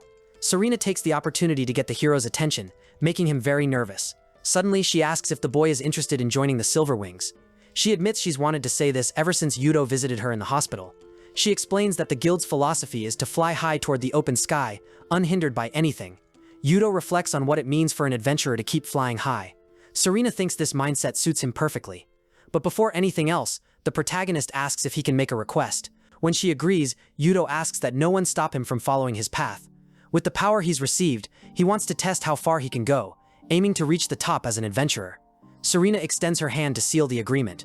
With a smile, she asks if anyone could stop the hero, which makes him happy to shake her hand. Grateful for the encounter, Yudo becomes a member of the Silverwings.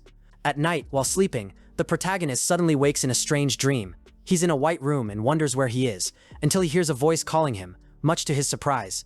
Yudo Shaban asks who it is, but only sees a large gate chained shut. The firm voice says it's his predecessor. Then a system message asks if the boy accepts the mysterious sage, but the atmosphere feels different from the sages he's known. The voice asks why he's hesitating, since this is a good opportunity. This makes Yudo agree, as everything the system has given him so far has helped a lot.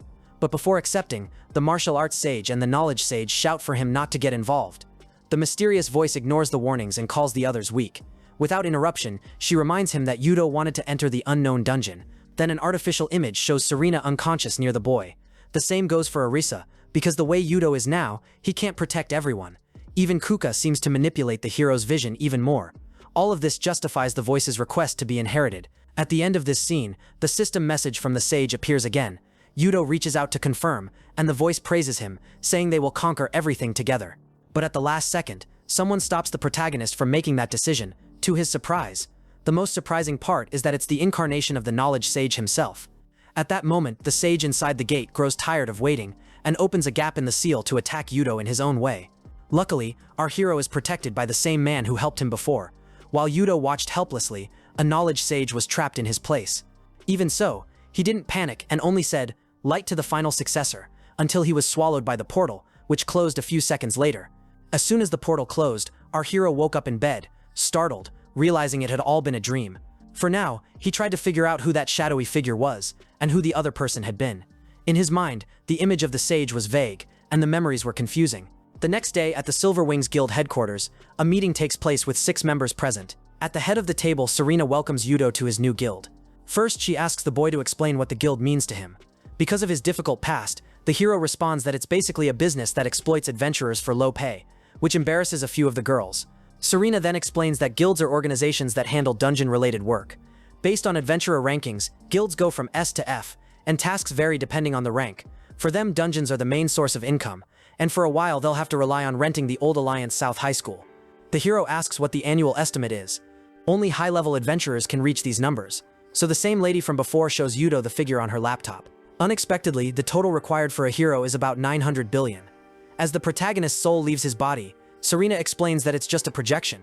They say it's now time for the main event. To maintain an A-rank guild, at least 2 adventurers of the same rank must be registered. Because of the recent incident, they need to find someone besides Serena, which is difficult since there aren't many A-rank female adventurers available. At that moment, all the girls look at our heroine, causing a shout to echo through the building. The easiest option now is for the protagonist to take the exam to level up. Yudo finds the idea of becoming A-rank intimidating, but first they need to gather achievements. Serena asks Mrs. Lamino to bring the materials, which soon appear in large stacks in front of the protagonist. Behind them, Serena comments with a smile that the hero must complete everything in 3 months. With that huge pile in front of him, Yudo signals for the other girls to avoid looking at him and thinks Serena is a boss who pressures her subordinates. Sometime later, in an A-rank dungeon called Count's Dream Trail, Yudo believes he arrived early because Serena hired help, but then Canada shows up, saying he's been there for a while. He's the assistant. To update the conversation, the blonde says he joined the Abyss Guild as an intern, but he says he can't afford to fall behind, which worries Yudo because of the competitiveness.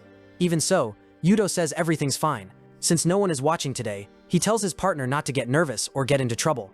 A little annoyed, the blonde stays calm and advises Yudo not to hesitate like last time if he wants to level up, which makes the protagonist more confident in trusting him. With nothing else to discuss, the two decide to tackle the cursed dungeon. Sometime later, on the dungeon's top floor, the warriors face the boss and are about to unleash a powerful combo that could decide the fight. Right after the attack, the blonde turns and asks if they can win, but the monster is still standing. More than that, it's laughing at them. The protagonist realizes the situation is bad, but is the first to be hit by the monster's counterattack. The blonde is also struck, and both fall to the ground nearly defeated. Canada didn't expect the Count to quickly harden his own blood to form a weapon. The hero realizes the previous attack was a trap to lure them in for a joint strike. Then the vampire begins to drain the 2 warriors' blood. With some kind of telekinesis, he shapes the blood into a powerful spear to finish them.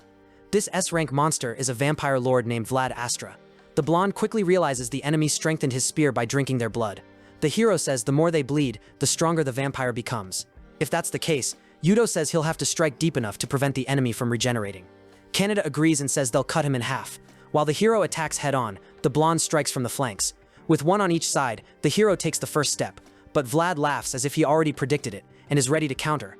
Suddenly, the hero's instant prediction fails, and the vampire disappears, causing the 2 boys to collide because they couldn't stop in time.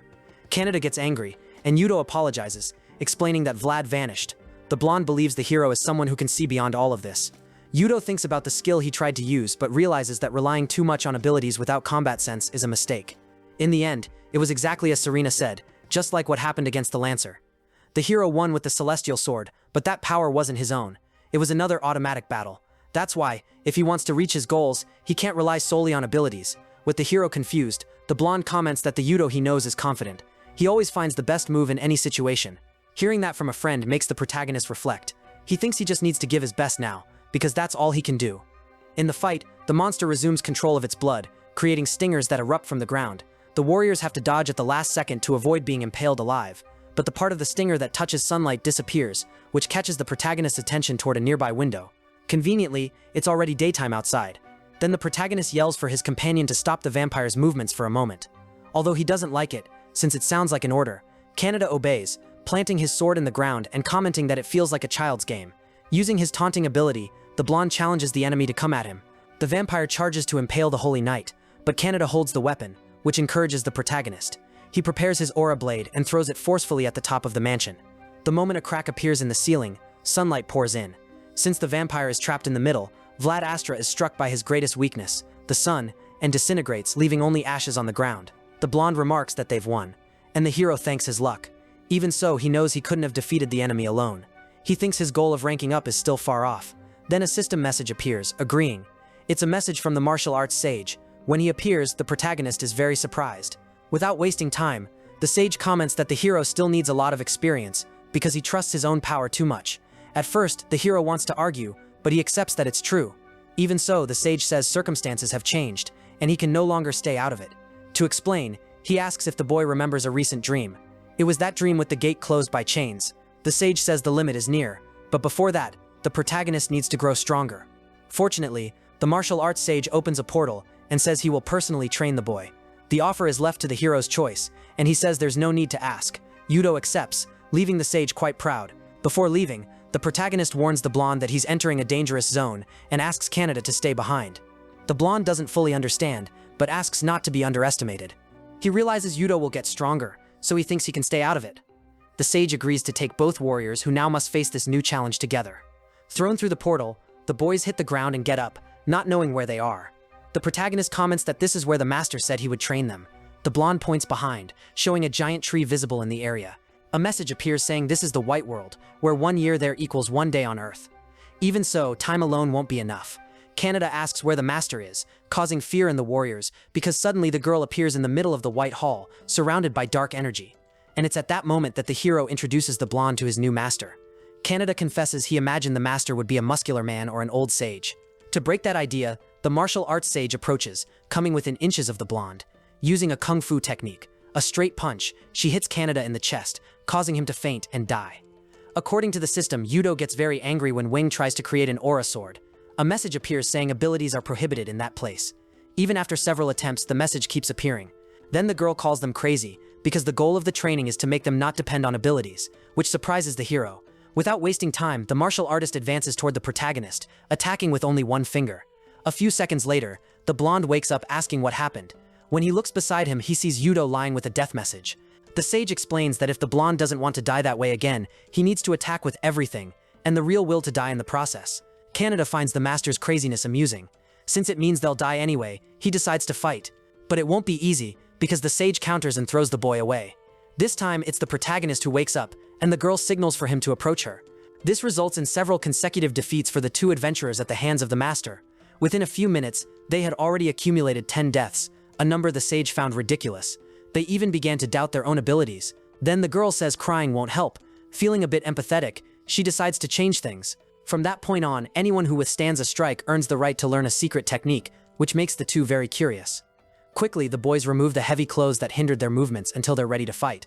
The sage mocks the gesture, evaluating their greed, because stealing techniques to gain power and defeat the sage is exactly the training they're doing. She hopes they can finish while the death count is still low. Despite that, worried, the two accept the challenge. But soon, the hero's death count rises to 45. Over time, the blonde had died almost 300 times to the sage. Later, the number reached 800, nearly 2,000. More than triple, 5 times more, pushing the counter to high numbers. Even so, they continued determined to reach their goal. In the end, the martial arts sage didn't teach them any techniques, but the many deaths gave them what they needed to learn. For the blonde, there were too many techniques to steal on his own. Even so, while fighting, he wanted to master at least half of them. Suddenly, he lands a strike that breaks the girl's defense. Quickly, the blonde shouts to the protagonist that this is the chance. Having fought so many times, Yudo replicates the 1-inch punch technique. Since there were so many techniques, the two decide to combine their skills, because only then could they reach the master. Finally, the martial arts sage falls to her knees before the boys, who are confused at first but quickly cheer when they realize they've completed the training. She feels relieved, as she had been annoyed with their hair for a long time because of their poor skills. Now, with the energy they emit completely different, the master has to admit how much the two have improved. Without delay, the sage asks if they should head back. They agree excitedly, but only after achieving a one-on-one victory over her. The girl pauses to think, but soon bursts out laughing.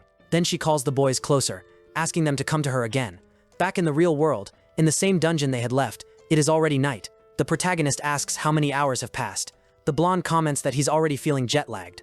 From a pool of blood on the floor, something suddenly begins to rise. The protagonist watches the strange form ahead and asks what it is, but no explanation is needed, as it soon starts to float. From the spheres of blood, Vlad Astra reappears, leaving the two boys surprised that he's still alive. Even though it seems like a bad situation, the hero says it's perfect.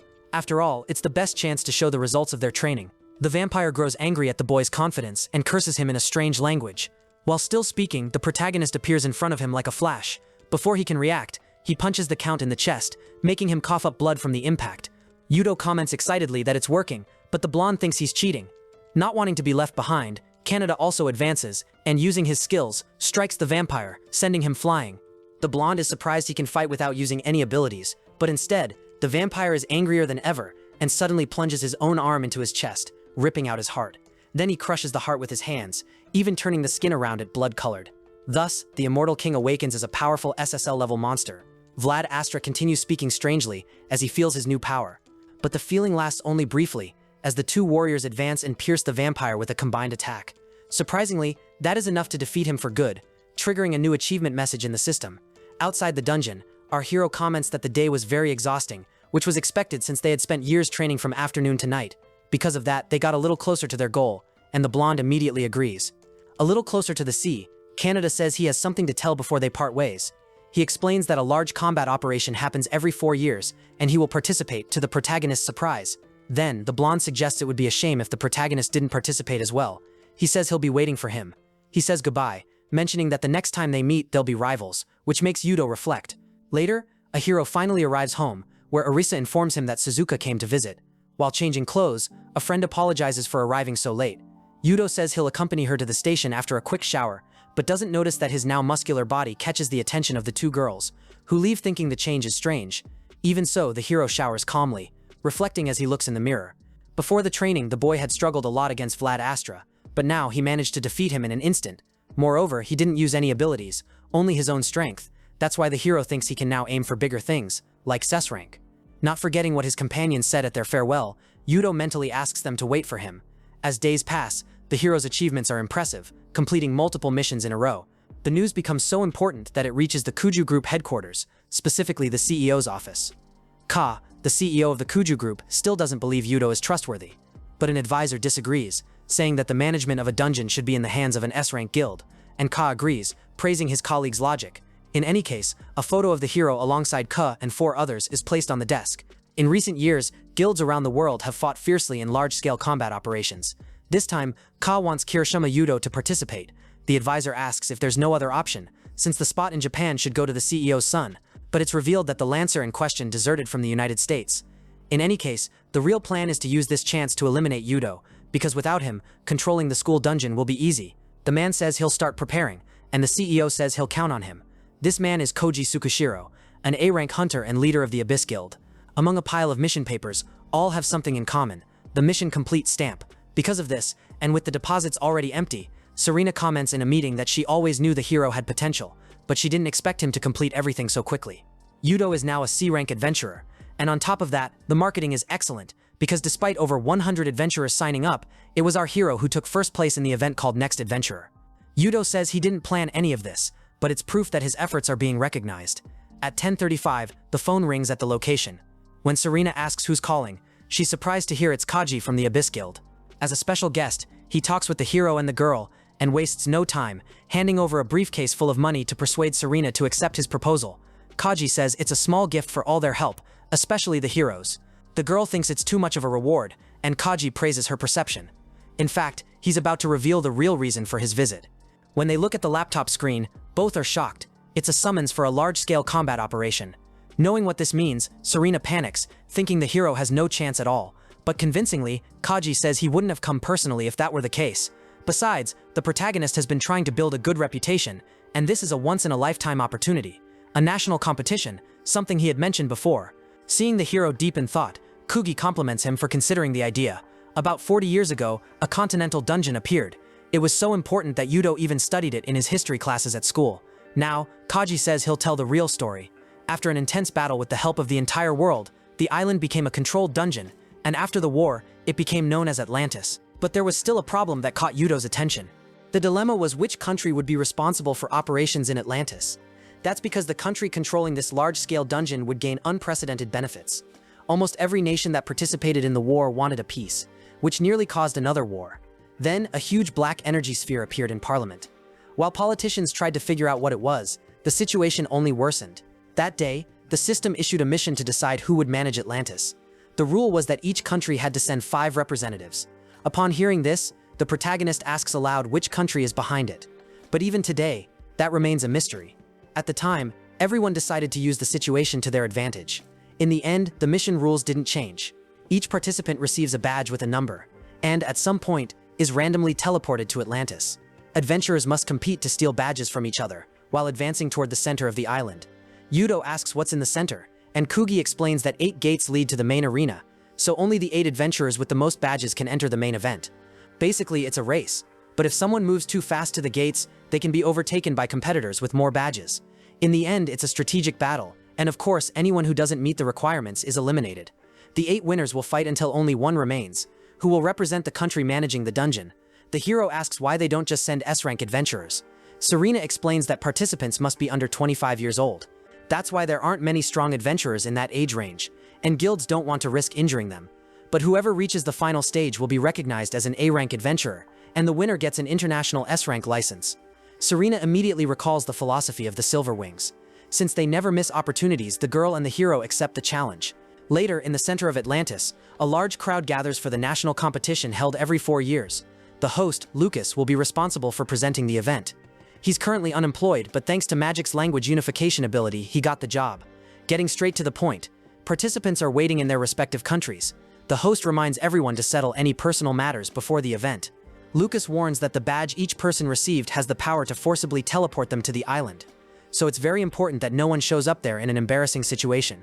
The event will start with an exhibition match, where the most suitable competitor will be invited to the stage. This person is the champion of the last competition, and the representative of the United Arab Emirates, Amir Mukhtar. When he appears, he apologizes for making the audience wait. They say in the last competition he showed impressive power to secure victory. He has a unique profession that allows him to transform parts of his body into a dragon. Actually, it's not exactly a profession, but a species. And this form, even after 4 years, is impossible to forget.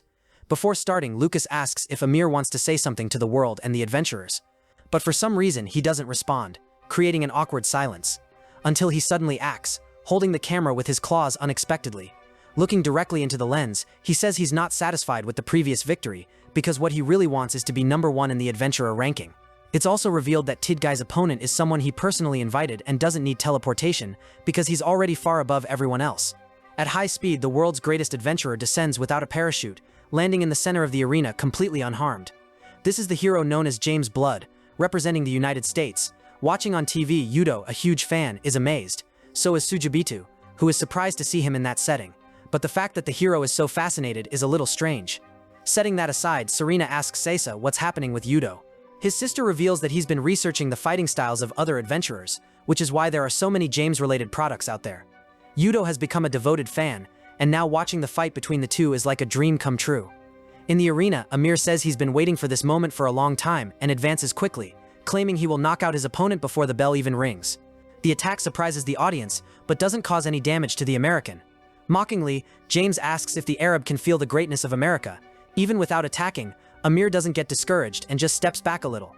If James's size is his only weapon, Amir completely changes, saying he won't hold back anymore. His claws and tail appear, and in his full form, he declares he's going all out. But James remains calm. He raises his arms and calls for the support of the people. With the power of the United States, a patriotic crowd begins to gather around him. James strikes a confident pose in his uniform, which excites Amir a lot. Wasting no time, James leaps forward with such force that he almost disappears from the arena until he reaches Amir's side. Even from behind him, James assures that he'll give the audience an exciting fight. Lucas panics but quickly yells to officially start the exhibition match.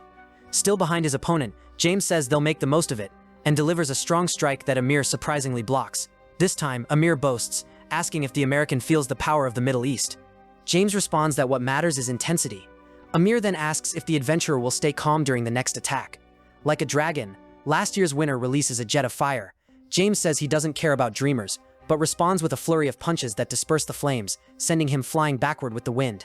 James's profession is a hero, which grows stronger as the number of supporters increases, so putting out flames with just the air pressure from a punch is absurd. Lucas narrates excitedly, because now it's a battle between the strongest in the tournament and the most powerful in the world. Commenting on his opponent's profession, Amir says he seems very confident in his own power. James responds that, since the United States is the most powerful nation, anyone carrying the will of the people is also strong. Amir says he'll fight under the Americans' conditions because he needs to beat him at his peak. He suggests they settle it with a test of strength, and James accepts the challenge. Before the fight resumes, both are filled with determination. Amir says he'll show his final technique, a man worthy of his great opponent. Wings quickly grow on the dragon's back as he flies over the arena. From above, Amir asks if James has the courage to face a direct attack. Confident, James tells him to go ahead. Amir descends engulfed in flames, even more fired up for the fight. Within seconds, he hits James's defense, which the American holds with all his strength. Even so, a shockwave explodes, sending the narrator flying. A cloud of dust and small rocks reaches the spectators in the stands. Most importantly, after this attack, James recognized the enormous power of air. But in reality, the American managed to block something that seemed impossible for a human. More confident than ever, James advances, thanks for the fun, and lands a powerful punch on the dragon's face. This time, the blow sends him crashing into the arena wall, dangerously close to Lucas. As Amir is thrown out of the ring, the winner of the competition is officially declared. James's blood. Returning to his normal form, the Arab understands why the American is so strong. The more he fights, the more he grows. Additionally, in a noble gesture, he offers to help the announcer if needed. Either way, the event must move on to the next stage. And since James' son, Noah, will participate, everyone must stay alert. In a slightly distant house, a boy laughs loudly, saying his relative is embarrassing him. This boy is Noah. Before the fight, a girl wishes him luck, and he thanks her. Noah also promises to fight in a way that honors his title as the son of a hero. Meanwhile, our hero, with his badge on his chest, announces that he's leaving. Stofa tells Yudo to give his best, and Arisa promises to prepare a delicious meal when he returns. Serena simply waves and wishes him good luck, which our hero returns. A little later, in the south of Atlantis, Yudo appears atop a mountain. Above him, a huge bird flies, and next to him is a giant lizard. This is Atlantis, and seeing something like this appear out of nowhere, the hero comments that dungeons are really impressive. Closing his eyes, he senses the presence of 50 people. Even while staying discreet earlier, Yudo notes that these hidden people don't seem like referees. Then 5 assassins emerge from their hiding spots to try to kill our hero. In the center of the arena, James asks the host if the event is starting now. Lucas announces that the grand mission, with over 1,000 participants, called the Conquest of Atlantis, officially begins. Back to our hero. One of the assassins comments that they got there by chance, but since the man makes no effort to hide his hostility, Yudo just laughs. The hooded man says there's no need to be so careful. After all, the competition has just started, and he attacks immediately. But, unlucky for the assassin, Yudo reacts quickly, and only sees the protagonist's fist hit his face. The assassin falls to the ground, defeated instantly, yielding a badge to Yudo. Frightened, the others start casting spells. Several long-range attacks are launched at our hero. One of the assassins thinks the boy won't be able to escape the magical barrier, but he's wrong, because Yudo not only dodges but uses the evasions to get close to the mages. With a punch to the ground, he sends them all flying. With ease, the hero earns 3 more badges. Then he mocks the last adventurer, asking exactly where the barrier is. In the same place as the two, the event camera was positioned. Thus, Yudo's brilliant move is broadcast to everyone, even to the previous edition's champion, who is surprised by the mageless prodigy. James comments that the boy was also the one who saved the dungeon from collapsing. Amir finds that very interesting. Back in the fight, the protagonist asks if the assassins are being sent by the same employer since he's been attacked so frequently, and since that's exactly the case, the warrior is left speechless. Some time ago, the group received a mission from the Kuju organization. According to them, even though the hero is called a sage, he's a hand-to-hand combat specialist. Additionally, since his abilities were supposed to be at most B rank, the assassins felt confident. For this reason, the CEO shouted that this wasn't a game. But anyway, whoever killed Yudo would receive a generous reward. So obviously, the risk was high. Since the money would cover the retirement of all 5, there was no excuse for failure. Behind the scenes, they agreed that the assassins would be teleported to the same place and needed to act quickly. Back in the present, the assassin stammers, complaining that he didn't know any of this. He also shouts that the protagonist's rank should only be Class B. Yudo then explains that he never lied during the promotion exam and always did his best, so the only explanation left is that his opponent, unfortunately, underestimated his true power. From afar, another adventurer watches all the destruction caused by the protagonist's attack. Holding a badge, he comments that things in the south seem to be getting interesting. Then he raises the coin and asks if his partner feels the same. Curiously, this partner turns out to be a giant, monstrous feline. After having his badge stolen, an adventurer begs to escape the animal's jaws. But since his master doesn't respond, the monster simply acts according to its nature. And so the desired man prepares to continue the hunt for the next adventure. This is the mage representing the United Kingdom, Max Henry. Besides the tiger that already appeared, he controls several other monsters. The scene shifts to a commercial building in Indonesia. A man in a suit asks, worried, if it's really okay to let that person participate. After all, that girl was responsible for causing a dungeon invasion in the country, becoming the internationally wanted adventurer known as Asahina Kuka. Elsewhere in the competition, Canada defeats an enemy, and Noah isn't far behind. Meanwhile, the protagonist moves quickly through the tall grass until he passes an archer hiding in a bush. As the archer prepares the arrow, the young man finds it funny how easy it is to sneak through the southern zone, especially since there's no other path to the center.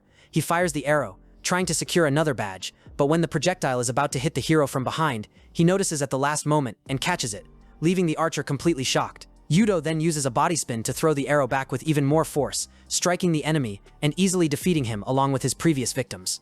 Once again, all of the protagonist's accomplishments are being broadcast, exciting his companions with his performance. Looking at the rankings, surprisingly, the hero takes the lead over his main rival, Noah. Speaking of him, the boy is from the Blood Orphanage and the adopted son of James. Lucas then asks if this position was expected. In response, the American says he's been observing Hiroshima for a while, so he's not surprised. Lucas asks if that means Yudo has a chance to win, but James says he's not sure. However, he adds that a true hero never disappoints. In that case, it only remains to see who can handle the pressure to become the true hero.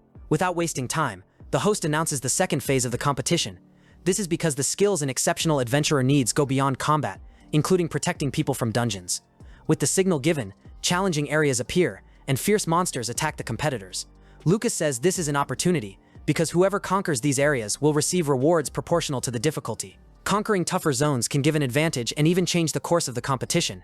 For this reason, the host asks the audience not to miss the drama of the second half of the tournament. Suddenly, the protagonist receives a message on his communicator. It's instructions about the challenge zone, where adventurers who defeat monsters earn badges. At this moment, the hero almost has the badges needed for the gates, but he believes this second round will change everything. So he wants to clear at least one area to secure his position, and the closest one is right ahead. In the Southwest Challenge Zone, a girl fights a monster resembling a Cerberus called Orthos, but she's not in good condition to face such a large monster. One of Orthos' heads attacks quickly. The girl dodges and prepares to counterattack with her fan. She spins in the air to increase the force of her strike and hits the monster's head, but Orthos responds with a strong attack that sends the pink-haired girl flying and rolling across the ground. Because of this, she can't keep fighting, but she still pushes herself because she can't afford to lose. She went through a lot to get here and is now called the heroine of all.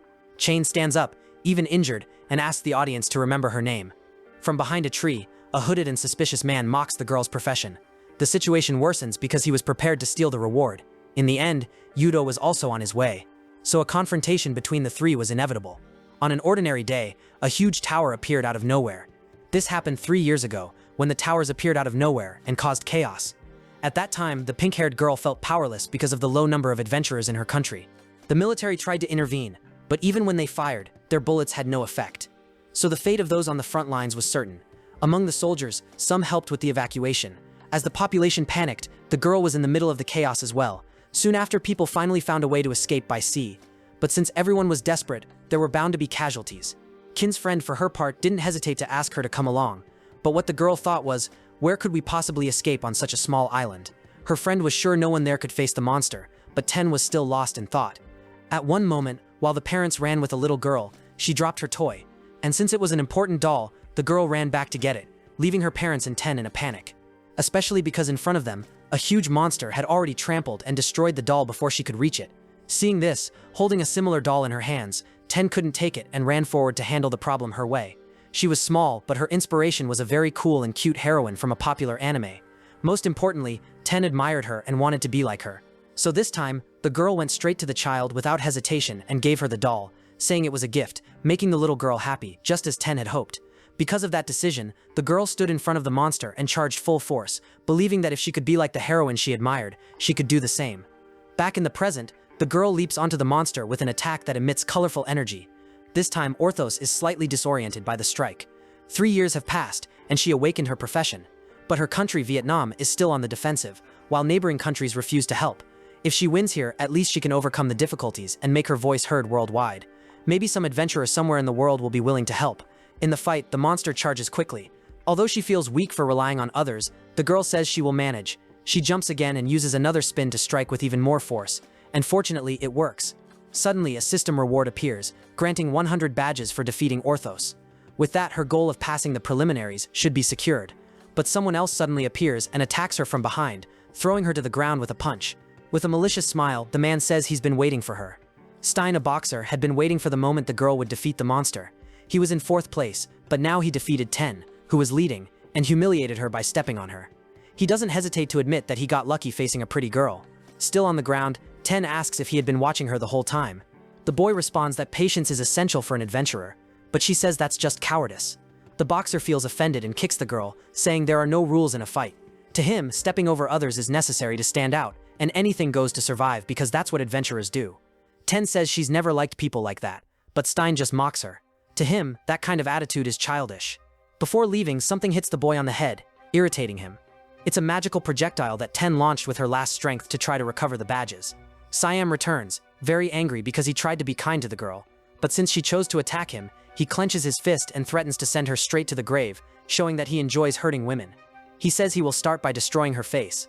It almost happens, as an explosion follows his punch. Luckily, at the last moment, someone interrupts the attack with their own hands. And since there are supposedly no rules in a fight, our hero asks if he can interfere too. Of course, the boxer asks who the boy is, but the hero responds with a direct strike to the aggressor's chest. He throws him against a tree with such force that the trunk can't withstand the impact. The boy falls to the ground, coughing, not understanding what happened. He yells, wanting to know what the protagonist did to cause that result. Theoretically, his diamond gloves should crush even iron, so the hero suggests that maybe it's the user's lack of skill, which makes the boxer furious. The cameras focus on the protagonist, and with this new action, Amir spills his drink, surprised at what he sees.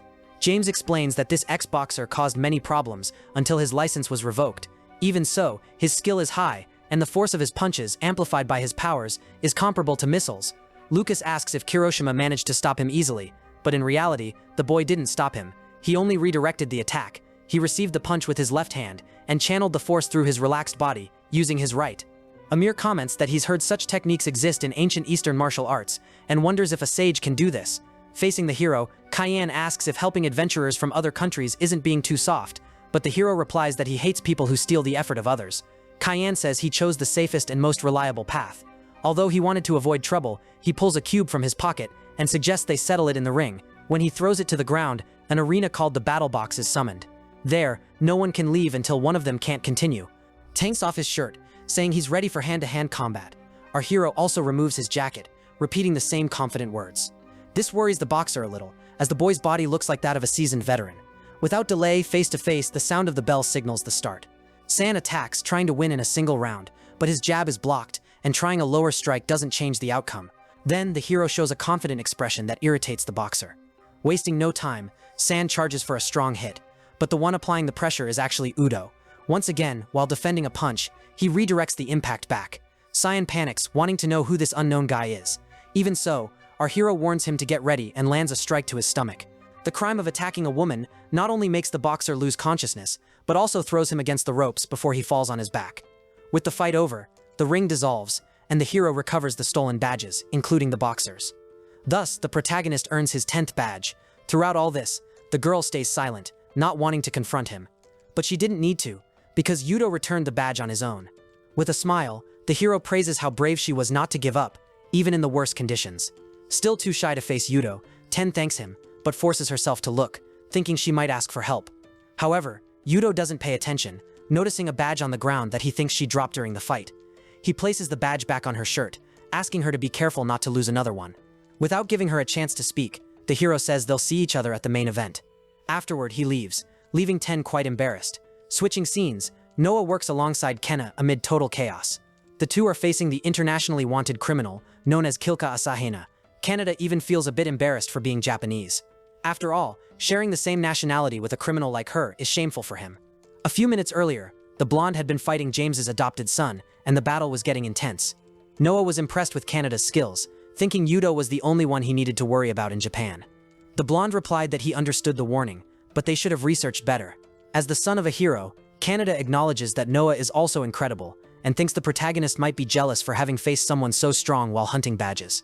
In any case, since Noah already had 11 badges, it was a good chance to gain several at once. Before anything else, James's adopted son asks if the blonde wants to escape, but Kenna responds that she's going to teach him a lesson. That's her motto. In the Komuro family, running from a fight isn't an option. Instead of being angry, Noah finds that incredible. Without further ado, the blonde announces his new skill, learned specifically for today. It's called Holy Knight's Determination, which increases physical abilities based on damage he has suffered in the past. Noah responds that his ability is similar. He has heroic quality, which boosts his strength based on damage he has dealt before. The opponent's confident tone irritates the blonde, especially because it sounds very similar to his own. But Noah attacks, saying they'll settle this now. Naturally, their attacks are about to collide when suddenly a strong sensation grabs both their attention. Out of nowhere, a girl appears between them, blocking the boys' attacks and forcing them to step back and reconsider. The girl starts laughing, mocking the Japanese candidate because, to her, that power is ridiculous. Now able to see her better, Kaneda realizes it's Asahina Kyoka. After easily blocking the attacks of two of the main candidates, Lucas introduces her as Indonesia's representative. Only then does he realize this person is Asahina. The same goes for the spectators. She was supposed to be an internationally wanted criminal. But when checking the system, everything becomes clear. The truth is she threatened the Indonesian government to be forcibly registered as a competitor. And since the final decision lies with the island, no authority can interfere. James, meanwhile, laughs heartily, not caring about the past of someone wanting to compete. But laughing isn't how Amir wants to handle this situation, especially since this person caused a dungeon collapse in his country. Naturally, the Arab wants to eliminate her right then and there, but James, to his surprise, interrupts. Maturely, the American says they're in the middle of a tournament and have no right to interfere. Moreover, James wants to see the intense battles of the new generation. Even irritated, Amir accepts and stays to watch. Meanwhile, at the protagonist's house, Suzuka falls off her chair upon seeing who the person is. The internationally wanted criminal everyone's talking about is her sister. Back in the fight, Kaneda shouts that it's not time to fight, and Noah understands. Asahina mocks, saying it's typical for the United States to fake friendship with Japan, even without knowing what's happening behind the scenes. Before the fight begins, Kaneda warns Noah to pay attention, as they're going to face a dual-class adventurer, swordsman and mage. But unexpectedly, the girl opens a rift in space-time and disappears. She doesn't vanish completely, reappearing behind Noah, almost knocking him over. At the last second, Kaneda pushes the American, and both of them fall to the ground. Noah tries to apologize, but the blonde says it's not the time for that. In that moment, Kaneda realizes how much he misses Yudo, because even the son of a hero isn't enough now. Without wasting time, the girl combines a physical strike with an energy explosion, and a massive fireball hits both of them. Then, the criminal uses the environment to her advantage, creating a wall of fire to block their escape. She walks slowly toward the boys, warning them not to annoy her. She says she's here to have a lot of fun. At first, the girl stores her sword back in the spatial rift and while casting magic, tells the boys to fight with everything they've got. Leading the defense, Kaneda talks to Noah to make sure they protect each other. Quickly, the blonde moves forward and says he'll clear the way. At that moment, all Kaneda can remember is the training he had with Udo. As the girl unleashes bursts of dark energy, he recalls the master's strikes engraved in his sword. Because of that, Kaneda isn't afraid to move forward against her attacks. Now is the time to show the fighting style he developed. This way, all the effort during training won't have been in vain. He then draws another sword and surrounds both with electric magic, showing his power. Asahina finds it interesting to see a holy knight wielding two swords but responds with even stronger attacks, wanting to test how far the boy can go. Even worried, the blonde continues defending himself.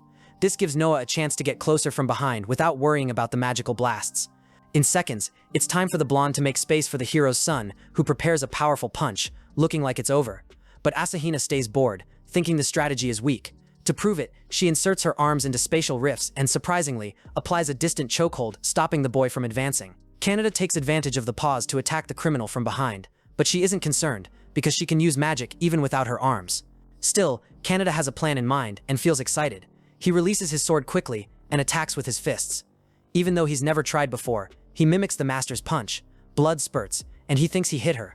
But the truth is, Asahina laughs at the blonde, having redirected the strike through a rift in her chest to hit Noah. Kaneda rushes to apologize for the accident, but Noah says it's fine. It was a precise hit. It becomes clear to both that the girl is a tough opponent. Floating on the battlefield, Asahina asks if they really think this place is safe. Then, Kaneda senses something approaching and pushes Noah away, but the girl won't let that happen. She activates an ability called Golden Silence, which freezes the abilities of weaker opponents. Because of this, Canada immediately falls to the ground, leaving Noah very worried. Without wasting time, Asahina brings her sword back through the temporal rift and unleashes a wave of energy with her sonic blade. Laughing excitedly, Asahina wants to see if the boy will abandon his partner or die protecting her. Either option works for her, as long as she's entertained. Canada isn't in good shape, and soon a powerful explosion happens. But when he opens his eyes, he realizes he's still alive. That's because someone stepped in to protect him, now considering him a partner. Asahina gets irritated by this, so she puts her arms into the spatial rift and starts defeating multiple adventurers, stealing their badges. Canada can't believe she stole so many badges in a second, and no one there understands the level difference between them. With another portal opened, Asahina promises that next time they meet, the fun will be even greater. But she admits it will only happen if they can catch her, and then she disappears. With his injuries, Noah thinks he can't continue, but Canada quickly offers to bandage the boy's arm. Noah shouts that since the blonde can still fight, he should take his badge and run, but Canada yells louder, saying he needs to return the favor. This fight will have to wait until the main event. Until then, the blonde asks them to stay together. With little time left, Canada walks toward the objective, carrying Noah. In the center of the arena, Lucas announces that many adventurers are already arriving. It's time to show the audience who's already confirmed for the finals. With 157 badges, the criminal Kuka Asahina leads the competition. Next, Max Henry surprises with 149 badges.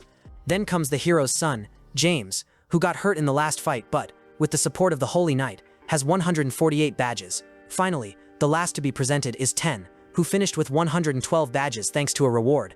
Only 3 spots remain. Canada thinks at least one person should drop out of the tournament, but that idea isn't accepted. However, instead of hoping for fewer competitors, Ten wanted that person to show up in time. And thanks to her prayers, the Japanese survivor of the collapsed dungeon, Yudo Kiroshima, appears. As for his achievements, with an incredible 248 badges, our hero entered the competition. Finally, the ranking ends, and the final tournament begins. But before that, the host asks everyone to check the special system to enjoy the main event. All of this is shown on the huge digital screen above the arena, while the program is broadcast on LED displays. This is exclusive Atlantis technology that measures and analyzes battles, assigning scores to the adventurer's skills. Lucas then announces that everyone will be assessed using the mirror, noting that the average score for strong results is around 1,000 points. Analyzing the situation, the total power of the Arab competitors exceeds 7,000 points, which was expected from someone that strong. The strongest adventurer, James Blood, has an impressive score of 9,300 points. Because of this, Amir starts doubting the system's accuracy, since he's almost 2,000 points behind. Regardless, Lucas informs the audience that the participants' scores will be displayed for the event. Canada, the first to be evaluated, has a total of 4,500 points.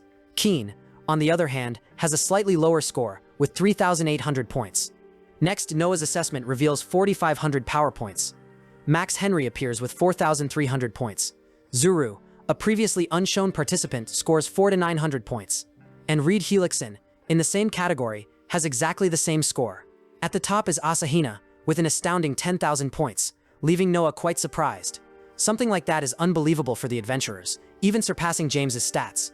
The girl takes advantage of the moment, impressing everyone with her strength. Canada felt it during the battle, but didn't realize the difference was so huge.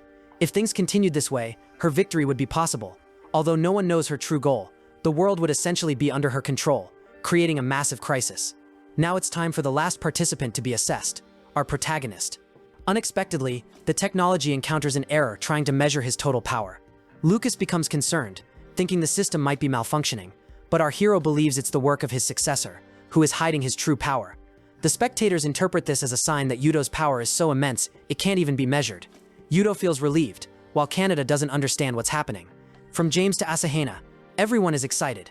Max, however, doesn't believe the results, especially because the boy's physical strength alone is worth 4,800 points. For this reason, the Brit thinks everyone should keep an eye on him during the tournament. With a shout, Lucas announces that the hero's true power will be revealed once the fight begins. The tournament key that everyone wanted to know has been revealed. Since our hero will face the winner of the first battle, he looks at Canada, because if the blonde wins, they'll face each other in the semifinals. Both take it seriously. Until then, no matter what happens, both ensure they won't lose. Without further delay, the first part of the tournament will be between Asahina and Noah, the favorites. Noah is nervous to enter the ring with the girl, but Canada reassures him, telling him to do his best. Even without much confidence, Noah promises to make the fight worth it. As the two take their positions in the arena, the other participants climb the floating chairs and disappear, leaving only the challengers in the center. Asahina asks Noah if his hands are still of any use. Noah throws away the bandage, saying there's no need to worry, because his friends in the medical team helped him a lot. Without delay, the The fight to decide the winner of the first battle of the final tournament is about to begin. To take revenge for his recent humiliation, Noah attacks as soon as the gong rings. Unfortunately, his first strike only hits the ground, as the girl easily dodges. Even so, Noah tries a kick from behind, but it's useless. Then, the hero's son attempts a stronger attack, but his fist goes through a portal. When this happens, the girl asks if Noah knows what will happen to his arm if she closes the rift. Now realizing the situation, the warrior uses all his willpower to close the portal, which excites Asahina, as he seems ready to show more than last time. The boy asks if the girl forgot that he is a hero. By showing his power, he strengthens himself. With the crowd watching, he becomes better than ever. Even so, when one of his strikes approaches, the girl defends with a long-range spell that hits the boy and also sends debris flying into the stands. A child runs to protect themselves in their father's arms. Then, Asahina asks if the so-called hero won't help the audience. But since it's a 3D hologram, the boy says no real person will get hurt, which makes James react with a mix of disappointment and boredom toward Asahina. This time, the girl goes on the attack, pulling her sword from the temporal rift, but the boy blocks it at the last moment. Even so, little by little, the warrior's strength keeps decreasing, and the criminal's final strike drags Noah, destroying the arena floor. For someone who boasts about being a hero, Asahina says he's nothing. Without much explanation, she raises her weapon, saying he doesn't need to understand everything. But she also makes it clear she doesn't need fake explanations while summoning dozens of black energy orbs. Noah still doesn't understand what she means by doesn't need to understand. Already tired, Asahina says goodbye to the boy by unleashing all those attacks at once. When his health bar reaches 0, no one screams in pain or falls face first to the ground, and Asahina becomes the clear winner. A silence takes over the arena, and even Canada is stunned. Udo, on the other hand, jumps from his seat, realizing the criminal is planning something more. When she raises her sword, Lucas shouts for the protection team to stop her. But when the strike comes down, no one is there in time. No one except one person who arrived at the last moment to defend James' son.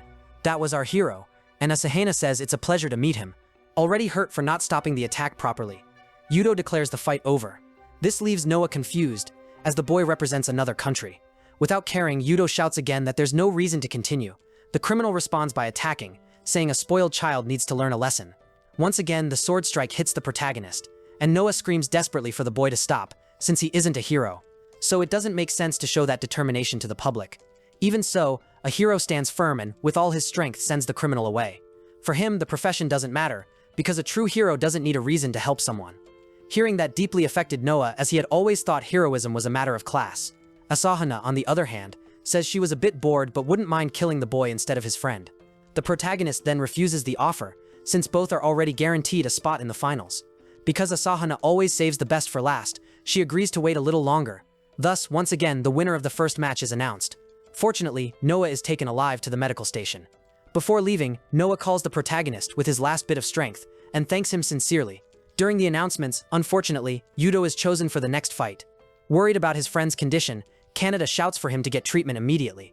But Udo doesn't think it's necessary, and smiles at the blonde, saying he'll use his motto to his advantage. In the seats reserved for the next participants, Max receives a messenger animal telling Udo to open a specific door. He wonders what's on the other side, imagining maybe a princess is in danger. Seeing the Brit talking to the animal, Canada gets curious.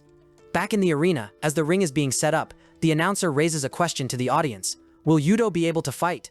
Ziru, kneeling, comments that the fights are tough, but he won't take advantage of the injury unfairly. The hero appreciates the support, but asks him to fight seriously. Although the protagonist stopped the bleeding with magic, his right arm is unusable. As soon as the host announces the start of the second fight, Ziru moves at high speed. Contrary to what he said earlier, the warrior's attack is quite cowardly. A teenager yells that it's unfair, and Canada sarcastically points out how obvious that is. Back to our hero's perspective, he dodges multiple kunais thrown at him. Then he wonders what made Ziru change so much. Udo shouts, reminding him to take things seriously, and slams the ground mid-sentence, sending rocks flying across the arena. With great skill, they use these rocks as shields against the enemy's kunais. Seizing the opportunity, Ziru appears from the sides. With a mischievous smile, he says he's an assassin, which allows him to summon endless hidden weapons. Udo responds that he talks too much, and might not be cut out to be an assassin. Ziru's massive shurikens clash against the protagonist's fists, breaking his weapon, and forcing the warrior to retreat. Acknowledging this, Ziru admits the protagonist is strong even while injured. Because of this, Udo feels honored, happy to fight against the world's top adventurers. But despite the compliment, Ziru says the game is over. Suddenly, right in front of the hero, a window appears showing a very disturbing video. This is because, at the exact place he left for the tournament, that S-rank Lancer was with his companions. When the protagonist stops abruptly, The announcer asks why. Finally, he reveals he was hired to kill Yudo. After shaking the boy, a strike hits him. With the lives of his friends and family at stake, Zuru believes the hero understands what that means. Even so, the hero's allies don't understand what Yudo is doing, and the others don't care. In the end, Yudo realizes that the Kujo group is truly behind all of this. If it were just about him, he wouldn't care. But the situation changes when it involves someone he loves. While distracted, the warrior takes the chance to chase him and land the final blow. However, something Yudo sees on the digital screen restores his confidence. Just before the attack lands, the hero suddenly turns to the assassin and delivers a strong punch to the stomach. The punch not only makes him cough up blood, but also sends Zuru's body to the ground, zeroing his health bar. Thus, the official winner is Yudo Kiroshima. Burdened by defeat, Zuru questions the hero's decision, since there are still hostages. But the fact is, the protagonist trusts his sister and friends. Moreover, he clearly sees who his trusted allies are. Among them is Koji, who once pretended to be a villain. Going to where Kujo is, the leader of the Abyss Guild faces him head-on. Finding it odd, the blonde asks if he shouldn't be Kujo's pet instead. But those words, said by a man who should be an agent of the US and China, don't mean much. Regardless, the Lancer prepares to attack, saying he doesn't have time for that. And since he'll face an A-rank mage, he smirks and says the boy from the Abyss Guild should hurry up and die already. But to Kijitsu Kushiro, this threat sounds like a bad omen of defeat. Before him, the Lancer asks which side he's on, US or Europe, but in reality, he's Japanese. So he fights for Japan. Kujo comments that finding someone who lies more than he does makes him regret it. Setting that aside, the Lancer says the boy has to die and attacks him. Kuji responds by summoning a virtual keyboard, creating a barrier in front of him. Suddenly, a rope appears, grabbing the blonde and throwing him out of the building. But as an S-rank adventurer, Kujo spins in the air and cushions the fall easily. Even so, Kuji follows him to the street, saying the room is too small for both of them. Anyway, the blonde thinks the rumors about the Japanese being a mage are false, since someone so clever wouldn't have such a common profession. And indeed, it's true, because the Japanese's real job is being a programmer, capable of rewriting possibilities. Since he creates new events with his ability, people end up calling him a mage. In this case, using a spear illusion, Kujo says he can do the same tricks. But confident, Kuji says the adventurer will find out on his own whether it's just a trick, which the blonde thinks is a pathetic bluff. Even so, the moment the illusions clash, one is blocked by a night clone, and the other two are immobilized by binding magic, opening space for the knight to take them all out at once, leaving the blonde extremely frustrated. The strangest thing for him was that the Japanese should have been just a ranked warrior. Determined to win the fight, he charges again, defeating all the clones and stopping right in front of his opponent. Trying to end the battle, the Lancer jumps high, and from the top of a post, charges his weapon with magic. With a look full of hatred, he tells the Japanese to go to another world and hurls the spear with all his strength, making Kauji close his eyes for some reason. At some point in the past, Canada couldn't believe that Kujo Kimitaka had killed his own wife. Even worse, Kujo had served the man who did that to his mother. But for Kauji, that was expected from a vengeance demon, since even his father knew it. Anyway, by placing the protagonist in the Atlantis tournament, the Japanese made it clear he could also launch a counterattack, and that's exactly what he wanted to do now. With a bow in hand, Kuji says he hopes to have a good relationship with the blonde, and shoots a powerful arrow that hits the spear. Suddenly, the arrow deflects the weapon away, and continues on its path, hitting Kujo directly and causing unbearable pain. A few seconds later, the blonde falls to the ground, defeated. With the victory, Kuji announces that he installed a non-violence program in the blonde. So for a while, she won't be able to hurt anyone. Back on the heroine's balcony, the three girls are impressed by how easily such a strong adventurer was defeated. In the end, Suzuka realizes that this is the true power of Supero Kaji. Even fallen, Kujo tries to summon his weapon again, but it doesn't work. Then he gives up, pouts, saying that both he and the hero are lying adventurers, and complains about the worsening strength's reputation. Even so, a message appears declaring Teen as the winner. Back in the arena, the girl jumps on Udub to celebrate, surprising her sister and Serena, but leaving Suzuka furious. In the next fight, Max will face the Holy Knight Canada. But suddenly, a book in the boy's shirt pocket begins to glow, and he laughs, asking everyone to wait a bit longer. Thinking about the next opponent, he believes something very interesting is about to happen. Finally, the final battle of the first stage of the main tournament will be between Canada and Max. The crowd's applause doesn't stop, since both are very popular with the women. Before anything, Max says it's an honor to fight against such a fun opponent. Not understanding what the book means, Canada just says he'll give his all, which Max doesn't care about at all. Then he takes the book from his jacket and opens it, revealing a grimoire full of monsters.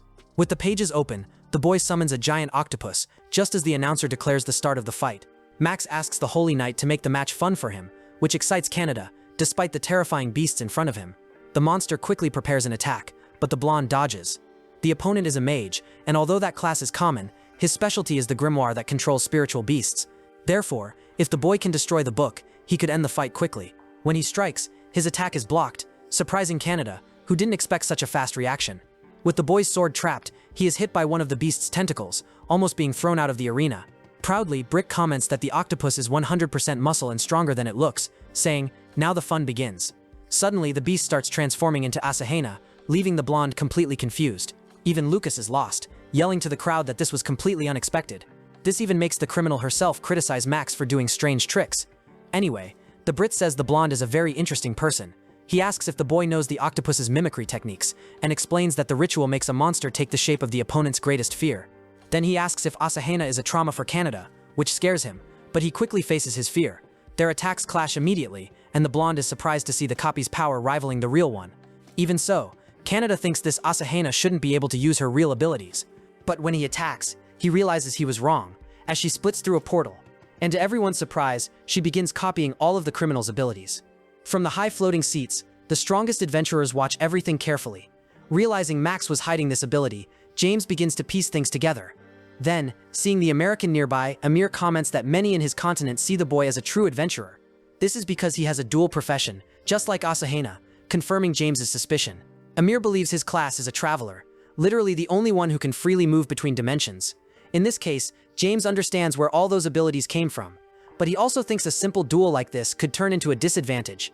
Although he agrees, Omar says the whole situation is very strange. In theory, a simple mimicry technique shouldn't copy abilities. So, taking a pause, Canada tries to remember everything so far, and after gathering the information, an idea finally comes to his mind. Wasting no time, the blonde slams his sword on the ground and removes his armor without thinking twice, making Max ask if he's giving up the fight. Of course, the blonde denies it and says he's just following his principle. Never run from an opponent and always believe in your own strength. Before the boy can process it, Canada takes a martial arts stance and charges quickly, impressing Max even unarmed. As he advances, the girl's copy manages to dodge a punch, but ends up splitting in half. But Canada shouts that he won't let the octopus escape either. With another punch into the portal rift, he breaks the illusion, hits the monster, and leaves the Brit stunned. With a single punch, Canada knocks down the giant octopus, surprising everyone commenting on the fight. Soon after, the blonde explains that, by mimicking the octopus, he becomes transparent from the waist down. Then, by copying Asahana, only the legs were transformed, and he split each half to simulate the portal effect. To fix this, he just needed to hit the hidden core behind the legs. Close-range punches use vibration and are very effective against creatures with water-filled bodies. After breaking the Brit's strategy, Canada asks who the next opponent is, but suddenly, the guy closes the book and quits without thinking, leaving Canada very discouraged. Amir understands that the guy only likes fighting interesting opponents, so victory or defeat doesn't matter, as long as he enjoys the fight. Thus, the tournament announces Canada Kami as the winner. The blonde tries to ask why the fight ended that way. Then the opponent approaches and whispers something in Canada's ear, which he can't believe, but the Brit insists. Max says goodbye, telling him that until they meet again, he'll leave a gift for him. After accepting it, Canada comments that Max might be more annoying than Udo. The long-awaited first stage ends, and the semi-finalists appear on the big screen. Now it's time to wait and see who will make it to the final. Lucas asks the audience to stay tuned. Meanwhile, Canada, sitting in the floating chair, looks at the gift and promises to win the next fight, especially because he needs it to save our hero. After a while, the tournament begins entering the final phase. The next fight will be between two Japanese competitors, so Japan will secure a spot in the final, but only one person will be responsible for bringing true honor to the country. Now it will be decided who will take on that role. With his companion in front, the protagonist says that the time has finally come. Canada responds that they need to settle this quickly to find out who's the strongest. As the two charge forward, the first semi-final begins. On the first move, the hero strikes the ground, raising a cloud of dust that blocks vision. Taking advantage of the confusion, he throws stones, which the Holy Knight cuts in half, but that was just a distraction for a close-range strike that hits the blonde's defenses. Dudo feels the true strength of his companion, which moves him deeply. He thinks he has to respond with everything as well. Quickly, the hero summons his Aura Blade, which he hasn't used in a long time, and strikes the knight's defenses again. This time, the knight counterattacks from the right, and for some reason, the system's instant prediction ability fails. By luck or misfortune, our hero takes the full hit, which was exactly the blonde's plan. Soon he'll be able to disable the protagonist's other ability the same way. In the past, while the hero slept, the master asked the blonde to act while they exchanged blows. At that moment, Canada made it clear he wasn't going to lose on purpose, but what she really wanted was for the boy to discover his friend's weakness. So the blonde asked if that battle addict really had a weakness, and it was explained that the boy had already lost part of his strength, which made Canada very curious. The master had already revealed his identity, She said the boy had another wise mentor. It was the Sage of Knowledge, who for certain reasons lost almost all his abilities and barely remembers him now. Thinking back, when they fought the vampire, Kaneda remembers some strange behaviors from Kira, probably because he was trying to use abilities he had lost, even unintentionally. That's why the master said the blonde's weakness was his strength, but that could destabilize Yudo. Back in the present, Kaneda doesn't seem very excited to use this strategy, but he advances with both swords imbued with aura. The hero watches the attack head-on, and the blonde aims at the ground, making Yudo wonder what kind of move that was. Like a true mole, Kaneda digs several identical holes and uses them to move underground. Taking advantage of the holes near the protagonist, he attacks suddenly from below to above. This is the strategy the blonde thinks the hero won't be able to use continuously in his current state. The Holy Knight keeps advancing through the openings and suddenly appears from below, ready for a final strike. The hero tries to understand why he can't react. But there's no time to think, because with Yudo on the ground, Kennedy uses the aerial advantage to attack from above. Unexpectedly, the strike lands before the protagonist can summon his aura sword, sending him flying with tremendous force. But that's not enough for Kennedy, who keeps advancing. Back to the conversation the boy had with Max, Brunette asked if he wanted to help Yudo regain his strength. Without explaining how he knew, he handed over a piece of the book, ensuring it would work. Now, back in the present, with the two very close, the blonde releases the beast he borrowed from Max. Forming a kind of giant bubble, it traps the protagonist inside Kaneda. Recalling something that once hurt him, Kaneda comments that sometimes running is also an option. He says that if the hero does that, paths that were previously invisible could appear. Though surprised, the protagonist understands this with a bit of sadness. To explain, Kaneda says he wants to fight Yudo in the best way possible, and since he isn't in the best condition right now, he wants the boy to take care of himself and run. Yudo begins to feel a mix of confusing emotions. Suddenly, before he realizes it, he's back in that white room. Just like last time, he's not alone. And since the boy returned by himself, the mysterious chained sage asks if Yudo is ready to inherit his legacy. Once fully materialized, the man says it's been a long time since he last saw the boy.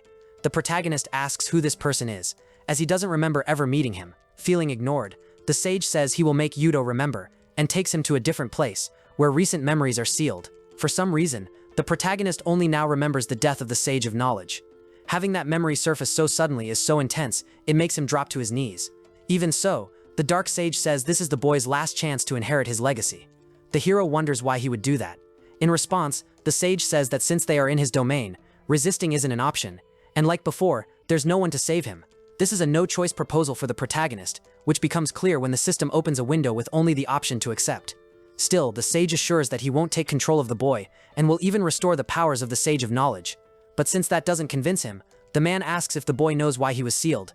He proudly responds that it was because he was very powerful, declaring himself the strongest sage in history. His arguments grow increasingly stronger. Even so, the protagonist stubbornly refuses to accept the proposal. Out of patience, the sage yells that Yudo has no option but to submit. Suddenly, Kaneda appears outside and places a barrier in front of the Dark Sage. When the sage tries to advance again to pressure the hero, he feels something strange in his body, leaving Yudo confused. It's a trace of the Sage of Knowledge's soul, returning to warn his successor not to give up. In response, the enemy orders the weaker one to shut up, expelling that personality. Faced with this, Yudo asks a question to the presence in front of him. Since they are now allies, the sage says he will answer any question, but the protagonist wants to know exactly what he will inherit from this man. During this time, Yudo learns that sages never lie about the abilities they intend to pass on. So, as expected, instead of answering, the sage tells the protagonist to shut up. Calling him a very annoying student, he binds him with black ropes. But for such a desperate student, the man reveals himself as the Sage of Death, who wants to destroy the entire world. His goal is to spread emptiness to all living beings and wipe out this rotten, disgusting human world. Even in this terrible situation, the protagonist resists. Then the sage tells the boy to give up because he'll never escape those chains. But to his surprise, the boy breaks free. With Meg's magical blessing, given by Kaneda, Yudo's stats increase greatly. The man can hardly believe something like that could interfere in his mental domain. Now the protagonist challenges the sage, saying he was right to say the world isn't beautiful, because every time he had hope, he was betrayed. Still, Yudo says that sometimes happiness can appear where you least expect it. The sage trembles with rage and advances to attack, saying that one day the boy will fall into the deepest despair, just like him. But the hero replies that to think like that, he must have trusted something, which freezes the sage in his thoughts. Because the protagonist's conviction exceeded expectations, a seal is unlocked. With it, a shining golden light appears, telling the boy to take everything for himself because this is his first and last gift. The protagonist's hair turns yellow and seems to burn like the sun. The Sage of Death asks, "What's happening?" Unfortunately for him, it's just Yudo reclaiming what is his. With the aura sword summoned again, the protagonist advances faster than ever. Facing the sage, he thinks that one day he wants to save him, because actions like this are what will make Yudo the adventurer he wants to become. After a precise strike with his new powers, the gates on the ceiling reappear. In an instant, the Sage of Death's possession is undone, and he begins to be sucked back into confinement. When the gate closes and everything starts to disappear, our hero holds the Sage of Knowledge's body, who thankfully awakens safely, leaving Yudo happy with his return. Back in the real world, Canada bravely raises a shield to protect our hero from attacks, angering the audience. Ting tries to help, but the chairs have an emergency isolation system. The attack was launched by the Rank S adventurer named Raiden. Since the tournament was nearing its end, the Ku group panicked and spent a fortune to hire an assassin. So a Rank S assassin continuously attacks the blonde, who can only endure the pain for the sake of his friend. Suddenly, with another shot, the Sacred Knight's shield breaks. While many in the audience watch, the assassin declares this will be the end. He launches an even larger projectile at the Sacred Knight, which explodes in the center of the arena. But along with the explosion's light, a distinct golden glow appears, bringing hope back. Yudo returns to the battle. He immediately thanks Canada for protecting him so much, but now they need to recover. The protagonist says he can defend himself alone. The United Arab Emirates spent a lot of money and devised various plans during the qualifiers, sending assassins, but the strongest cards were kept for the end. That's why the strongest adventurer from Russia, Raiden, capable of surpassing even James' firepower, was sent. But what irritated the businessman was that even so, the mission was still incomplete. Back in the arena, just before the barrier fell, the announcer looks at the sky and asks what's happening. Shortly after, he identified himself to the operations team as Lucas and requested that the match be stopped and the chairs unlocked. However, since the system was controlled by Atlantis, they couldn't do anything. Then came the first explosion from the helicopter assassin's attack. Raiden praised the Sacred Knight's endurance, but declared that it was all over now. He launched an even more powerful projectile. Since the adults were present, James and Amber stepped forward, causing the projectile to explode right above them, setting off a fire visible throughout the arena. Tian was extremely worried, thinking something might have happened. Even more so because it was explained that during the fight, anyone in the chairs couldn't use their abilities. Raiden, on the other hand, just laughed, having accidentally defeated some of the strongest men in the world. With that, there were no more obstacles, but that wouldn't have been true if it weren't for the protagonist, who appeared in a beam of light with a new transformation. After thanking his friend for the protection, he announced that he was ready to fight. Within seconds, our hero created a giant arrow and aimed at the helicopter to pierce it. The aura spear was launched at the Rank S adventurer, and in an instant, the helicopter split in half, exploding completely. Meanwhile, Kuji was handling other issues, watching the hero from afar with great satisfaction. After all, now he could finally say that the sub-commander's son had awakened.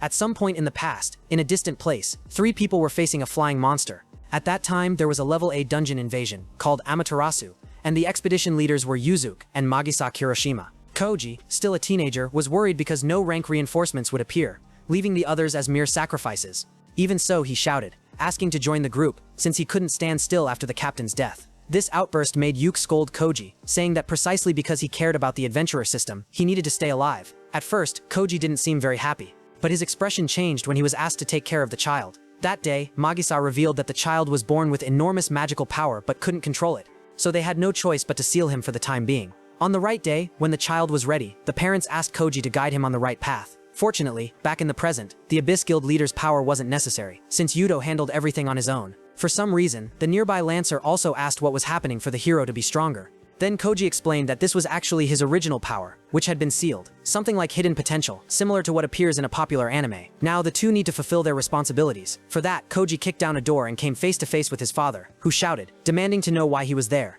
The blonde replied calmly that it had been a long time since they last saw each other. Koji mocked him, saying he thought the boy's role was to witness the father's end. The CEO was furious seeing the two traitors together, but the son replied that it was a misunderstanding. Koji had never been on his side, not even for a second. At that moment, agents from the International Guild Administration Ministry appeared. For crimes of illegal interference in Atlantis, along with multiple murders, one of them declared Kimitaka arrested. Though deeply distressed, he understood it was the end. In the past, an employee had questioned the president, since the dungeon belonged to his wife's guild. But he didn't care, because besides being too much for her, they shared ownership of everything. More than that, the plan was to send her to the next dungeon. If everyone died, it would be considered an accident. Desperate, the businessman started running. Before the others could act, he jumped from a high window, even injuring his arm and part of his chest. Ku appeared, saving his father by grabbing him by the collar. But it wasn't out of kindness, since the boy wouldn't let Kimitaka die so easily. Not before making him pay for all the sins he had committed up to that point. In the end, the businessman was taken away by the agents, and Ku commented that it was quite a dramatic ending. But Ku replied that it was only the beginning, pushing him into his father's chair.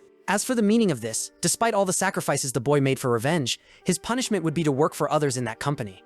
Of course, Kuji refuses to accept that, but at that moment, Kuji remembers when he said the two would have a good relationship. And more than that, he reveals that he installed a program in the blonde to ensure he couldn't escape the position of president, which crushes Kuji's morale. Back in the arena, our hero comments that Kaneda really crossed the line, and the boy responds that being reckless isn't Yudo's only trait. Max, in turn, runs to warn Kaneda to rest, because he can't fight with those injuries, something the blonde already knows, but he still has things to resolve. For that reason, a warm healing energy suddenly envelops Kaneda's body. This was a blessing from Atlantis, so that the fight would end fairly, which was a relief. Then, Kaneda suggests that the loser should grant a wish to the winner. Yudo agrees, since he had always wanted to continue adventuring with him in the same guild, which coincidentally was exactly what Kaneda had asked him to promise if he won. Thus, with this fight, they would decide who would leave their own guild to join the other. As the two face each other, the blonde asks if the hero remembers the days they fought repeatedly during training. Yudo responds that he does.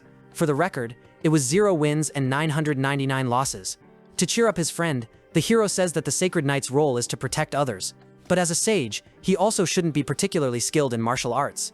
Either way, the blonde doesn't want to use his profession as an excuse. And even if the hero tries, he says it's something he can't accept, and Yudo understands that.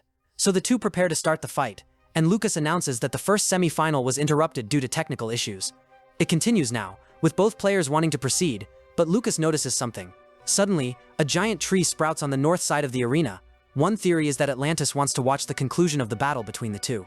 Seeing that even the masters are present, the boys know they can't perform poorly. But our hero apologizes because he's determined to secure his 1000th victory.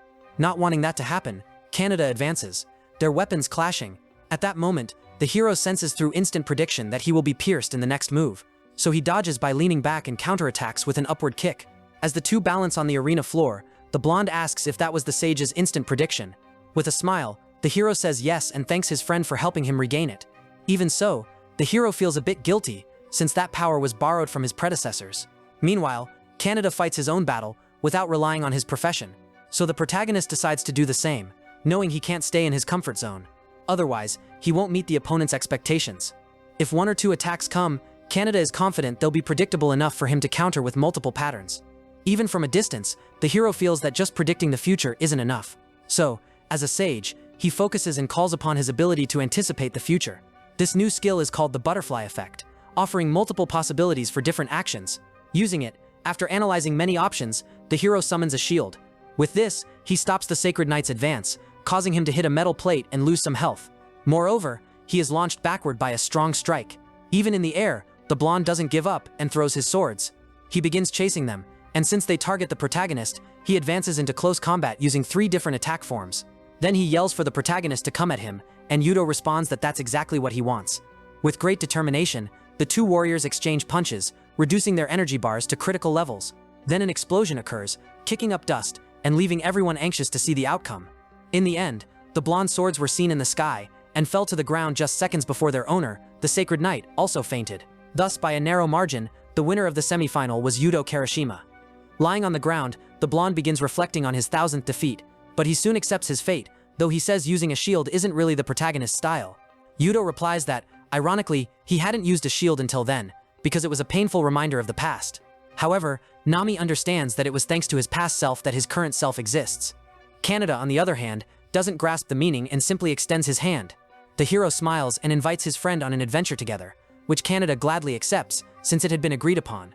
With that, only 2 matches remain in the main tournament. First, the fight between Asahina and Teen begins as the second semi-final. But as soon as the announcer declares the start, the pink-haired girl is attacked from behind. The protagonist group is shocked, and the situation is critical, as Teen doesn't even have time to defend herself.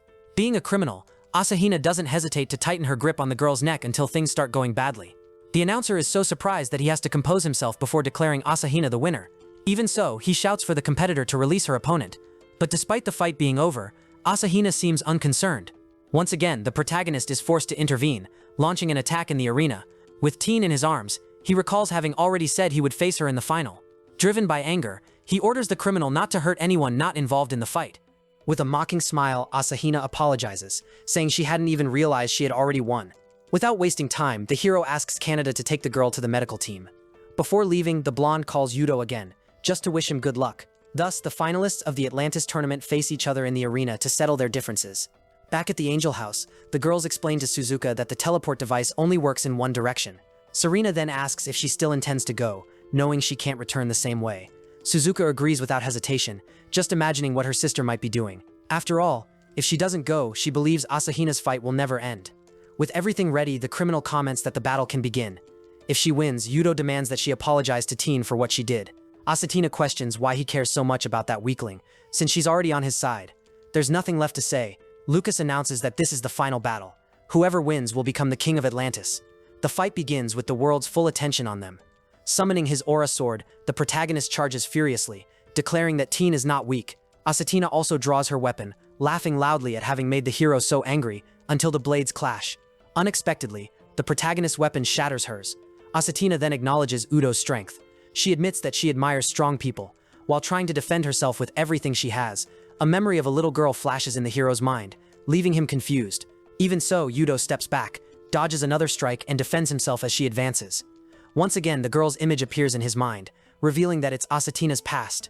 The memories show the day she was taken by corporate executives. They also reveal the suffering she endured as a test subject for greedy scientists. During the fight, Yudo feels how painful it was for her to be trained as a warrior from such a young age. The worst part is that her own family continued the training for the money it generated. In the end, all of Asatina's suppressed emotions overflow through her blade. The memories show when she visited her sister, even after everything. After escaping that hell, she felt awful for becoming a fugitive. Back in the present, the martial arts master asks what is distracting the protagonist. Even the Sage of Knowledge notices that it isn't a good sign. With his awakening, one of the Sage's abilities has been inherited. This ability allows him to see the enemy's past and identify their weak points. But knowing the protagonist's kind heart, it only makes him more compassionate. Asatina grows irritated with his attitude. When he gets the chance, he shouts that she never wanted to fight, which makes her uncomfortable since they barely know each other. Upon hearing she should never have had this power, Asatina laughs, believing she needed it from the beginning. She wanted a power no one could take from her, a power no one could ever violate. Even so, Yudo grabs her arms, realizing she's just scared. In the past, someone had already used her emotions as a weapon against her. Asatina throws Yudo backward. She starts having a panic attack, trying to convince herself that if she couldn't get what she wanted, everything would be taken from her. Between suffering and determination, she manages to refocus. As she looks at the protagonist, a dark energy begins to emerge from her chest. Then Asatina smiles as she finds what she was searching for and charges forward, demanding the protagonist surrender. Suddenly, she opens a portal right in Yudo's chest, thrusting her hands deep inside and reaching the Death Sage's sealing gate. There she begins to drain all that power until it's completely exhausted, absorbing it into her own body and causing an unprecedented explosion. The force is so great that it shakes the clouds in the sky. Amid the fire and destruction, Asatina emerges in a new form. Moreover, the power comes with several useful abilities, making her wonder why the hero never used them. But it's not like he could explain at that moment. Without delay, the girl summons her scythe, ignites black flames, and tells the boy to shut up, saying that if he lost after talking so much, it would be pathetic. Soon after, she uses her dimensional portal ability, and from within them, black claws erupt, attacking the protagonist from all sides, forcing him to flee desperately. He shouts that keeping distance won't solve anything, but with another strike, she hits him hard, slamming him face first into the ground. To make the scene even heavier, a sudden rain begins to fall, and the hero loses even the strength to maintain his aura sword. With her eyes fixed on the screen, Asena waits for the system to confirm her victory. However, with her black flame scythe, she also cuts the broadcast showing everything to the audience, leaving only destruction worthy of a globally wanted criminal. In this world, Asena desires nothing but the disappearance of everyone. Since defeating Atlantis grants total control, she believes she could destroy it as well. With this power, she no longer has to worry about prison escapes. After all, she could end everything alone and inevitably kill everyone. Still conscious, Yudo, with his last strength, says that she can't do this. With a look of pity, he pleads for her to awaken from this state. At that moment, he recalls telling the Death Sage that he once believed in something. Because of this, the seal on the white room gates breaks, shattering the chains that bound him, until the Death Sage's soul is finally freed. Long ago, in a certain country, a devastating plague spread, collapsing the nation and surpassing any healer's abilities. A man began studying magic to end the disease. He dissected corpses, conducted experiments, and even tested on himself. People feared him, believing he was possessed. Soon, rumors spread that he was the true cause of the plague. In the end, he was called the Death Sage in his final days. He was killed as a witch by the same people he had spent his life trying to save. Thus, he died cursing the world, forgetting his original goals. Deep down, he only wanted to bring hope to those who suffered, like a great rainbow in the sky for everyone to see. Back in the arena, seeing the hero's state, Asahina says he is pathetic, but since he is still alive, she thinks that's good, as now she can destroy him completely. Suddenly, as she walks, she feels a touch on her foot. It's a small lost soul, begging her to return what she took, saying it was all it had. Asahina asks if it is speaking to the true owner of the power, and the soul confirms, pleading. After thinking for a moment, the girl questions why she should do it. Instead of complying, she frees herself from the soul's claws and stomps on it, demanding it repeat the request. Screaming, she asserts that the power is now hers. She stole it and has no obligation to return it. She continues asking the reason for the request, and with a threatening look, wants to know if the soul also intends to take something from her. Even though it was being mistreated in every way, the soul keeps pleading. Exhausted, the girl lifts her scythe and coldly refuses before attempting to annihilate that consciousness. Yudo, unable to watch any longer, gathers his last strength and dashes at high speed, circling the girl to save the Death Sage's soul from being destroyed. This enrages Asahina, because even at the end, Yudo still interferes with her plans. The soul, meanwhile, looks visibly confused at receiving help so unexpectedly. It asks why the boy did that, since there was nothing left of it there, but the hero responds that isn't true, because when her power was stolen, he saw the sage's memories. Then, Yudo asks the Death Sage to remember what still exists within him, to recall everything that was forgotten over the years. Yudo points to a light, and the soul follows it almost instinctively. The moment it looks inside, it sees the reflection of who it once was, awakening a wave of emotions within itself. Yudo states that the Death Sage surely experienced feelings stronger than anyone else, so intense that they consumed his heart, just as is happening now with Asahina. Regardless, Yudo asks the soul to ask the question one more time, because now he wants to inherit the sage's true path.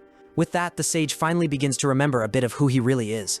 He joins his hands, and a powerful multicolored energy forms a barrier around them. Asahina tries to stop it, but the light becomes too intense for her to approach. Suddenly, even the skies are filled by the fusion of the two, leaving the martial arts master impressed, as the lightning before everyone is that of the Rainbow Sage. Meanwhile, Asahina begins to be consumed by the power and screams, asking what it is. The protagonist simply advances toward her, cutting everything with terrifying speed. Asai's is completely destroyed, shocking her. She doesn't even notice the moment it happens. Still, the criminal opens her portals, determined not to give up, but the protagonist summons multiple aura swords. Using the technique called Thousand Swords, he destroys all the temporal rifts, leaving the girl deeply shaken. In the end, her main weapon still remains intact at the edge of the arena. She runs to retrieve it. However, the protagonist anticipates her movement and creates a rainbow in her path. At that moment, just as she's about to reach the sword, Asahina is thrown backward by the rising rainbow. She would have collided with a fragment of the psychic blade when hitting the ground. But to prevent that, the protagonist rushes at high speed, grabs her arms, and saves her from being impaled. Instead of thanking him, the girl becomes furious and pulls her hand away, asking if he's trying to save her, and if that's the case, she repeatedly screams that she doesn't need any of it. Consumed by rage, she raises her hand to cast a spell. Invoking a massive energy sphere, she declares that she will destroy everything, leaving Yudo stunned. But at the last moment, someone else appears on the battlefield. Before the girl can unleash her final revenge attack, it's her own sister who appears before her. This inevitably makes the criminal hesitate for a moment. Suzuka stands right in front of her, asking what she is doing there. Before anything else is said, the protagonist seizes the moment, dashes like lightning alongside his companion, and thanks her for creating the opening. Then, without hesitation, he delivers precise strikes to end everything once and for all, demonstrating overwhelming power. And that brings us to the end of the story. If you want a continuation, comment for part 2. So that's it. See you next time.